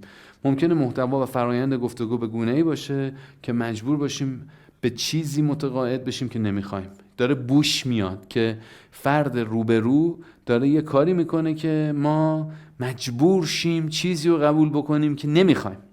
عجله کردن در پاسخگویی و ادامه گفتگو خیلی وقتا اینجا میتونه پدر کار ما رو در بیاره، خطرناک باشه و ما رو از نتیجه مورد نظرمون دور بکنه.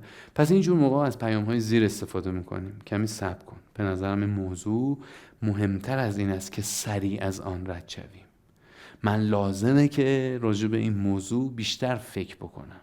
اگر اجازه بدین یکم که فکر کردم 24 ساعت بعد نظرم راجع به این موضوع به شما بگم. میخواین که من آمار اون اطلاعاتی که دارم رو در یک اکسلی در اختیار شما قرار بدم. به نظرم میادش که شما خیلی سریع دارین قضاوت میکنین. شاید اگر شما هم مثل من اون آمارها و نمودارها رو بررسی کرده باشین احتمال داره که بتونید مثل من فکر بکنید. چهارمین راهکار جرأتمندانه خاص تأخیر یا توقف گفتگو است. وقتی گفتگو به بن‌بست‌های عمیق میرسه یا طریقه گفتگوی یکی یا هر دو طرف منفعلانه یا خشن میشه، بهتره از راهکار تأخیر یا توقف گفتگو استفاده کنیم. ممکنه برای حل مسئله به وقت بیشتری احتیاج داشته باشیم و یا برای یک تصمیم به زمان بیشتری احتیاج داشته باشیم. اگر بخوایم یه جمع‌بندی داشته باشیم، کل جرأتمندی رو در این گراف میتونیم با هم دیگه ببینیم، در این نمودار میتونیم با هم دیگه ببینیم که در اولی راجع به بیان جرأتمندانه صحبت کردیم که خودش از 4 تا رکن تشکیل شده بود: بیان افکار، هیجانات، خواسته ها و مشاهدات. 2. گوش کردن جرأتمندانه که خودش 3 تا قسمت داشت: آمادگی برای گوش کردن جرأتمندانه، گوش دادن و تایید طرف مقابل به صورت موجز و خلاصه. 3. پاسخ به انتقاد رو اومدیم بررسی کردیم، چند تا نکته داشت. گفتیم که حتما تایید کنیم بخشی از انتقاد رو، حتی اگر درست نبود. راجع به انتقاد درست و سازنده و درست مغرضانه از تایید استفاده کردیم. در رابطه با موافقت مشروط جاهایی که نادرست بود اما سازنده بود یا نادرست بود و مغرضانه بود. 3 تا موافقت بهتون یاد دادم: موافقت با قسمت درست انتقاد، با قسمتی از انتقاد، موافقت احتمالی که بله ممکنه که اینطوری که شما میگین باشه، و موافقت با اصل موضوع. بله دانش آموزی که درس نمیخواند حتما نتیجه هم نمیگیره. بعد اومدیم اینجا یک مهارت دیگر رو به شما یاد دادیم: جستجوی جرأتمندانه. وقتی هنوز منظور منتقد و یا احساسات اون رو خوب متوجه نشدیم، میایم از جستجوی جرأتمندانه استفاده میکنیم تا بفهمیم واقعا نیت و کانتنت طرف مقابل چی هستش. 4. پافشاری بر خواسته و نگفتن، یعنی اینکه خیلی راحت یه وقتایی باید پافشاری بکنیم بر چیزی که میخوایم بدون اینکه عصبانی بشیم و از کوره در بریم. 5. حرکت از موضوع به فرایند، از حاشیه به اصل، جایی که بحث داره به قهقرا میره، جایی که بحث داره دورتر میشه، جایی که طرف حاضر نیست راجع به سابجکت اصلی با ما صحبت بکنه. توقف‌های کوتاه برای جلوگیری از دعوا، برای جلوگیری از قبول یک پیشنهاد بی‌شرمانه. 7. تأخیر یا توقف گفتگو برای اینکه یکم اون حرارت دعوا و گفتگو بخواد کمتر بشه. خب من فکر میکنم که این چارت خیلی میتونه کمک بکنه. بریم پرسش و پاسخ داشته باشیم با دوستانمون. خب ببینید تعداد سوالات زیاد بود ولی من دسته‌بندی کردم توی 2 تا بخش که بیشتر در حقیقت تکرار شده بود. یک سوال در مقابل افراد به شدت خشمگین و عصبانی، رفتار جرأتمندانه ما باید چطور باشه؟ چطور باید عمل کنیم؟ این سوالی بود که تکرار شده بود. ببین، یک فردی که خشمگینه با کسی که عصبانی فرق داره. اگر همین الان خدای نکرده ماشین شما رو مورد سرقت قرار بدن یا شما تصادفی بکنید و ماشین نوتون دچار مشکلی بشه، شما به شدت خشمگین میشین، چون در چیزی که میخواستین که سلامت ماشین یا خودتون بود آسیبی ایجاد شده. ولی آیا ما حق داریم که خشممون رو بریم پایین تو خیابون با اون ماشینی که تصادف کردیم، حتی اگر تقصیر اون آدم باشه، بزنیم لهش بکنیم و هرچی از دهنمون در میاد به اون طرف بگیم؟ یک فردی که آقای لزلی گرینبرگ یه واژه‌ای استفاده میکنه خیلی زیباست. شما یادتونه چه واژه‌ای اینجا استفاده میکنه؟ جنتلنس، وقار. میگه انسان باید در مقابل خشمش وقار داشته باشه. عجب جمله، کلمه ایه، جنتلنس. به همین خاطر ما میگیم به افراد، مثلا به مردها میگیم جنتلمن، یعنی مرد با وقار. وقار یعنی تو قوی تر از خشمی. خیلی زیباست ها. یعنی تو در مقابل خشم قدرتمندتری. افرادی که از کوره در میرن یعنی خشم از اونا قوی تره. وقتی انسان وقارش رو حفظ میکنه یعنی میتونه هم خشم رو داشته باشه، هم خودش رو داشته باشه، هم به ارزشمندی و نیازهاش توجه بکنه، هم میتونه که خشم هم داشته باشه. حالا سوال دوستانی نبوده، اینه که یه فردی که عصبانی شده، شاید هم خشمگین، شو جواب میدیم. اگر یک فردی خشمگینه که باید باش همدلی کرد، زمان مناسبی نیست برای ابراز جرأتمندانه. ما همونطور که گفتیم باید در ابراز جرأتمندانه آمادگی ایجاد بکنیم در افراد. یعنی باید یه کاری بکنیم آدم‌ها آماده بشن که بعد حرف ما رو گوش بکنن. بسیاری از ما با پافشاری روی نیازهامون در واقع زیر پای نیازهامون رو خالی میکنیم. وقتی که شما بری هی به معلمت جلوی بقیه دانش آموزا، جلوی بقیه دانشجوها بگی تو رو خدا به من نمره بده، تو رو خدا به من نمره بده، تو رو خدا به من نمره بده، اگه 5 دفعه تکرار بکنی، اگه یارو 1% هم میتونست به تو یه نمره اضافه بکنه، انقدر تو بلنگور و درست تو دستت گرفتی که اون دیگه نمیتونه این کار رو انجام بده. چه اتفاقی افتاد؟ تو صدمه خوردی به خاطر پافشاری روی نیازت. ولی بهتر بودش که دفعه اول که معلم میگفت حرفش هم نزن، اونجا دیگه باهاش حرفشو نمیزدی. بعد که بچه‌ها از دورش میرفتی تو راهرو میگفتی استاد میتونم ازتون خواهش کنم به دلیل گرفتاری خانوادگی یکم با محبت بیشتر، با منت بیشتری سر من این ورقه منو تصحیح بکنید. شما چیکار کردی؟ نیازتو به تأخیر انداختی. وقتی نیازتو به تأخیر میندازی خیلی وقتا این کار درستیه. در مقابل یک فرد خشمگین، پافشاری روی نیاز یک جورایی خالی کردن زیر پای نیازه. اما فرد عصبانی که اصلا باش قابل گفتگو نیست، فردی که از کوره در رفته، یعنی چی؟ دیگه در رفته، از کمون در رفته، دیگه قابل گفتگو نیست. با کسی که اصلا شرایط گفتگو رو نداره، شما نه گفتگوی جرأتمندانه میتونید انجام بدین، بلکه بیشتر اوقات اینجا انفعال کمک کننده تره. یعنی تو تلاش میکنی با انفعال طرف رو که بله شما درست میگین، تاییدش میکنیم، فعلا اون لحظه میخوایم بیاریمش پایین، چون از چی میگن، از فنر در رفته. یه چیز اصطلاحی داره میگن که طرف از چی، نه کوره رو که گفتم، میگن که از یه حالت کمرش، نه خون جلو چشاشو گرفته، باشه خون جلو چشاشو گرفته دیگه، اصلا الان چیزی نمیبینه. بنابراین با این فرد فقط از طریق تایید دادن، آرامش بخشیدن، شفقت، هدف ما گفتگو نیست، هدف ما آروم کردن اون فرده. معمولا آدما اینجور موقع‌ها جلو عصبانیت یکی با عصبانیت میخوان آرومش بکنن. اینجاها معمولا بلوا پیش میاد. بلوا زمانیه که یکی با عصبانیت اومده جلو، من میخوام با عصبانیت خفش کنم یا میخوام به آرامش برسونمش، که این امکان وجود نداره. سوال بعدی. عرض شود که این سوال رو هم باز به نوع دیگه داشتیم و قبلا هم داشتیم. بله. و بعداً هم خواهیم داشت. این که پارتنر من عاشقانه و خالصانه من رو دوست داره، اما من عاشقش نیستم و فقط یه دوست معمولی میبینمش. یه دوست داشتن معمولی، مثل این که خانواده‌مو رو دوست دارم، نگران من هست و همش تلاش میکنه من رو خوشحال کنه. هیچ وقت نتونستم بهش ابراز عشق کنم و من حتی چهرهش رو، اون چیزی که میخوام، نیست، حالا فعلش اشتباه نشدم، اما هیچ وقت نتونستم بگم، چون طبیعتا اینو به هر کی بگی دلش میشکنه و به خاطر این دو مسئله من نمیتونم بهش بله بدم و ازدواج کنم باهاش. حقیقتا فوق‌العاده آدم خوبیه، سالمه و مهمتر از همه من رو با تمام وجودش دوست داره و به خاطر این من نمیتونم رهاش کنم. آقای و از طرف دارن درد و دل میکنن تا سوال بپرسن در واقع. تموم شد جملهش. و به خاطر این من نمیتونم رهاش کنم و از طرفی هم نمیتونم ازدواج کنم باهاش. 1 سال دارم عذاب میکشم. رفتار جرأتمندانه چیه؟ خواهش میکنم من رو کمک کنید. اینو به نوع مختلفی حالا پرسیده بودن. چند نفر دیگه پرسیدن، قبلا پرسیدن و بعداً هم خب این خیلی به ابراز جرأتمندانه اینا ربطی نداشت به نظر من. بیشتر به این ربط داره که خیلی مشکل خیلی است آقای صابر.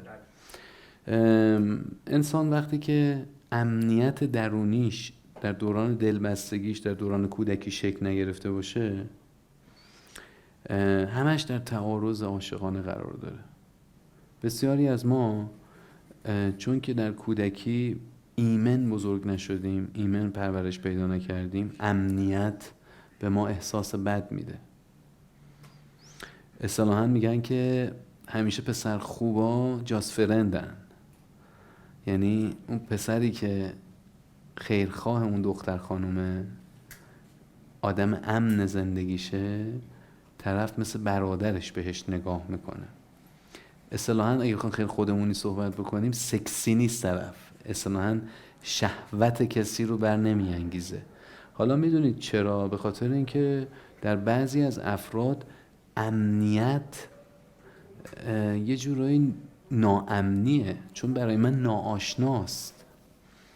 من البته راجع به ایشون چیز زیادی نمیدونم، همین چند جمله، ولی خب اصلا سوال اینه که چرا یه آدمی به این خوبی مورد پسند تو نیست؟ فقط به خاطر چارچوب ظاهری. اینم البته قابل تعمقه، بالاخره من میتونم یه آدم خیلی خوبی یا نظر قیافه دوست نداشته باشم، ولی اگر این مسئله بارها به بارها تو زندگی من تکرار میشه، من هی با آدم‌های روبرو میشم، آشنا میشم که من اینها رو از قیافه‌شون خیلی خوشم نمیاد، از بدنشون خیلی خوشم نمیاد، اما رابطه داریم و خیلی هم دوست خوبیه، اصطلاحاً دوست معمولیه. چرا این اتفاقی براتون میفته؟ من میخوام یکم ریشه‌ای‌تر به این نکته دوست من توجه بکنم.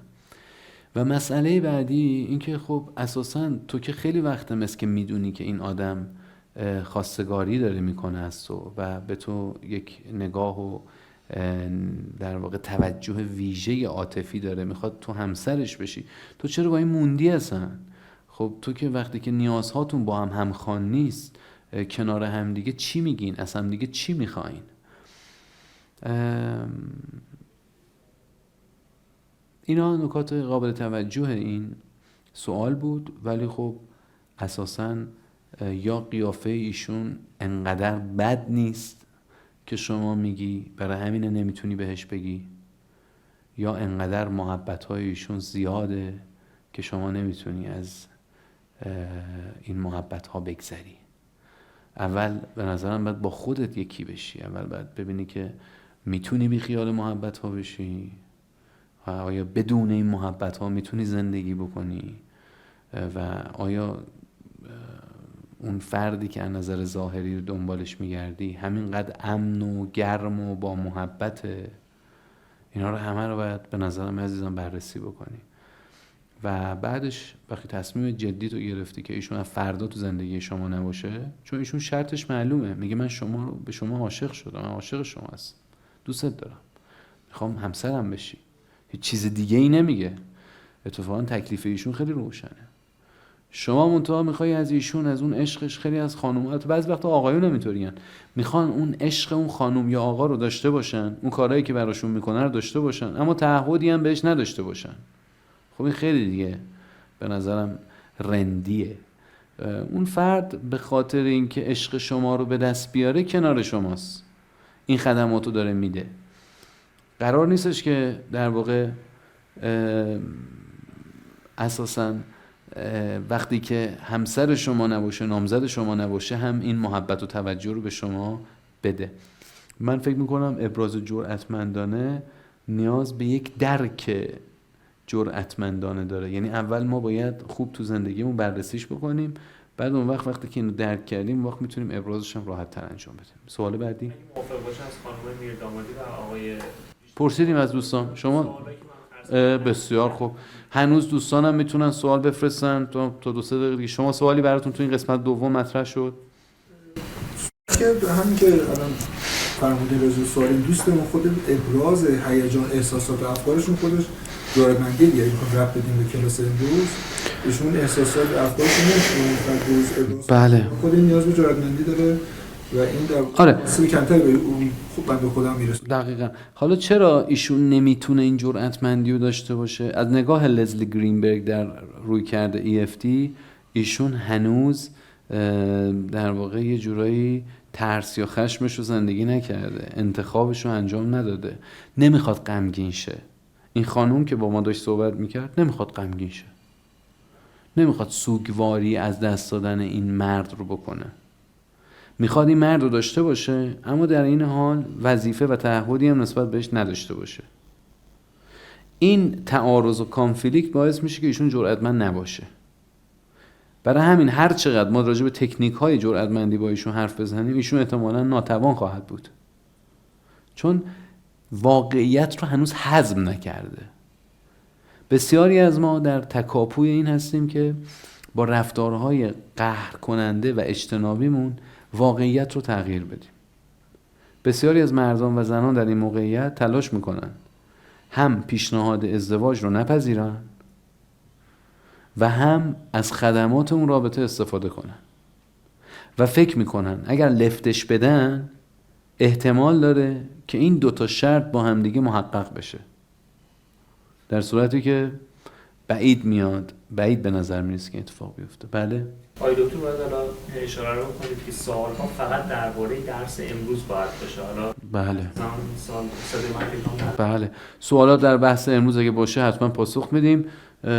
فکر می‌کنم که حالا آقای صابر هنوز بله چطور میتونم 4 شرط جرأتمندی رو در خود تقویت کنم؟ 4 تا شرط جرأتمندی. شرط چی بود؟ من 4 تا شرط نداشتم. 4 تا جزء بیان جرأتمندانه است. چطوری میتونم؟ چطور میتونم این رو تقویت کنم؟ این یک سوال. تمرین کردن سادهش یعنی اینکه مثلا ما بیایم هر وقت که میتونیم این 4 تا رو هی تکرار بکنیم. مثلا با همسرمون یا با رفقامون راجع به این 4 تا جزء ابراز جرأتمندانه گپ بزنیم، این مطالب امروز رو بریم به همسرمون هم درس بدیم، بعد بگیم پیام کامل شامل این 4 تاست. بعد اون وقت هی تمرین کنیم، هی با شوخی مثلا به نظرم میاد، یعنی فکر میکنم این غذایی که اینجا میبینم تو براش خیلی زحمت کشیدی و من نیاز دارم همه‌شو بخورم. یعنی در واقع میام با شوخی کردن 4 تا مؤلفه ابراز جرأتمندانه رو تمرین میکنیم. هر چقدر تو موقعیت‌های آسان‌تر این 4 تا رو استفاده بکنیم، در موقعیت‌های سخت‌تر هم راحت‌تر میتونیم ازش استفاده کنیم. سلام، وقت بخیر. از استاد سوال داشتم که در مقابل گرفتن حق خود که بارها نادیده گرفته شده و با هر زبانی سعی کرده شده که با گفتمان حل شود ولی به نتیجه نرسیدم و مجبور به مبارزه و در نهایت عصبانیت شدید هستم، ولی همه قضاوت میکنن که عصبی هستی، چطور جرأتمندانه رفتار کنم؟ این موردی که نوشتن که البته فکر کنم خیلی ارتباط به درس جرأتمندی امروزم. من یه لحظه حواسم پرت شد دوباره فکر بخونم کنم که نه اینطوری بودش که ببین من درست فهمیدم. ایشون سوالشون اینه که با اینکه بیشتر اوقات عصبی میشن چطوری از این به بعد جرأتمندانه رفتار کنم؟ میگن که همه میگن که تو عصبی هستی، به هر طرقی تلاش کردن که از حقشون هم دفاع کنن. این چیزی که تو جملاتشون نوشتن، ولی نمیدونم باید چه کاری انجام بدن که به نتیجه برسن و چطور جرأتمندانه رفتار کنن. خب ببینید وقتی که دیگران خیلی به ما پسوند پیشوند عصبی بودن و میدن، چند تا حالت داره. یا اینکه اینا دارن ما رو میفرستن گوشه رینگ، یعنی در واقع مثلا یهو شما میبینید که با یه آدمی آشنا شدی، هیچ کس حالا بهت نگفته تو آدم عصبی هستی، این آدم همش در رابطه با تو میگه تو عصبی هستی. خب اینجا باید شک کرد و ببینید که چی شده که یک آدمی اینقدر داره به من میگه تو عصبی هستی. شاید واقعا من عصبی هستم، قبلا مادرم بهم نگفته، پدرم بهم نگفته، برم چکش بکنم. ولی یه وقتایی هم هست افراد اینطوری از ما سوء استفاده میکنن، یعنی هی یه پسوندی و هی به ما القا میکنن که ما باورش بکنیم، که فکر کنیم مثلا ما یه خورده، که بعد اون وقت چی بشه که مجبورمون کنن دست از انتظارات به حق خودمون برداریم. درسته؟ این یه روش. یه مسئله دیگه هم اینه که ما واقعا آدم عصبی هستیم. خب اگر که ما اینو زودتر بپذیریم که بهتره، که ما قبول بکنیم ما عصبی هستیم. شاید واقعا پذیرش این خیلی دشوار نباشه و بریم سراغ درمانش. ببینید برای یک فردی که مثلا از اختلال شخصیت مرزی رنج میبره یا از اختلال ADHD رنج میبره که ممکنه تکانشگری های جدی داشته باشه یا اختلال تکانه‌ای داشته باشه، در واقع فرد خب چیکار باید بکنه؟ قبل از اینکه بخواد از ابراز جرأتمندانه استفاده بکنه و درمان بشه. اگر شما واقعا یه آدم عصبی هستین که بیشتر اوقات کنترلی رو رفتارتون ندارین، بیشتر از اینکه امروز به این درس ها احتیاج داشته باشین، باید تراپی کنید، بعد برین جلسات روان درمانگری تا این مسئله حل و فصل بشه. اما اگر قدرت انتخاب دارین، میتونید انتخاب بکنید که رفتارتون چی باشه. خب روش ما به شما اینجا یاد دادیم و امیدواریم که از این بعد با تمرین بیشتر از این مهارت بیشتر استفاده کنید. خب خیلی ممنونم. سوال آخر رو بپرسم آقای دکتر. سوال آخرم بپرسیم. خیلی اصرار کردن که بپرسم. سلام، تشکر میکنم از شرایطی که فراهم آوردین برای آگاهی. جرأتمندی رو چطور میتونم به دختر نوجوان 16 ساله که با تعارضات مواجهه آموزش بدم؟ نگفتن رو بلده ولی دور زدن دوستش رو دیده و خیانت دوست رو دیده، عدم صداقت رو دیده ولی به هیچ عنوان جرأتمند نیست. بله متشکرم. خب خواهش میکنم، مرسی از شما. ببینید معمولا انسان ها در خانواده جرأتمندیشون نابود میشه. یعنی وقتی که شما جرأت نکنید توی خانواده کنار پدر مادرتون جرأتمندانه راجع به علایقتون حرف بزنید، راجع به این چیزهایی که میخواین و نمیخواین صحبت بکنید، معمولا فردام جلو همسرتون و دوستاتون درگیر خفقان میشید. من تا به حال ندیدم یا انسانی در خانوادهش خیلی خوب با محبت بزرگ شده باشه و در واقع جرأتمندانه تونسته باشه حرف بزنه و خانوادهش هم جرأتمندانه بتونه از نظراتش دفاع کرده باشه. بعد اون وقت بچه بلد نباشه جرأتمند باشه. پس بخش اول مادر عزیز، پدر عزیز، از شما میخوام یه توجهی داشته باشین. آیا کودک شما، نوجوان شما در خانه شما واقعا میتونه جرأتمندانه صحبت بکنه یا نه شما بهش اجازه ندادین، دیکتاتوری در دوران نوجوانیش به خرج دادین؟ بخش دوم اینه که باهاش تمرین کنیم. نمایش یه بخشی از تمرین جرأتمندی بازی کردنه، رول بازی کردنه. من میام یک موقعیت رو تصور میکنم، در اون موقعیت این بازی رو انجام میدم. مثلا با دخترم با پسرم میگم که فرض کن من دوستتم، به تو اینو میگم، تو بیا هی اینو با من تمرین کن و به من اون نکات رو بگو و اون 4 تا بیان جرأتمندانه، 4 تا رکن بیان جرأتمندانه رو باهاش تمرین میکنم. اینم یکی دیگه از بخش ها. بسیار ممنونم. امیدوارم بله من خداحافظی میکنم. خیلی متشکرم از زحماتتون. فعلا خدا نگهدار. مرسی. خیلی ممنون از آقای دکتر صدری عزیز. ممنون از دروس ارزشمندشون. درباره کارگاه زندگی موثر این اطلاع رسانی رو دوباره میکنم که اکثر در حقیقت جایگاه ها ظرفیتش تکمیل شده. برای 2-3 جایگاه باقی مونده میتونید که ثبت نام خودتون رو قطعی کنید. شما رو به خدای بزرگ میسپارم. خدا نگهدارتون باشه.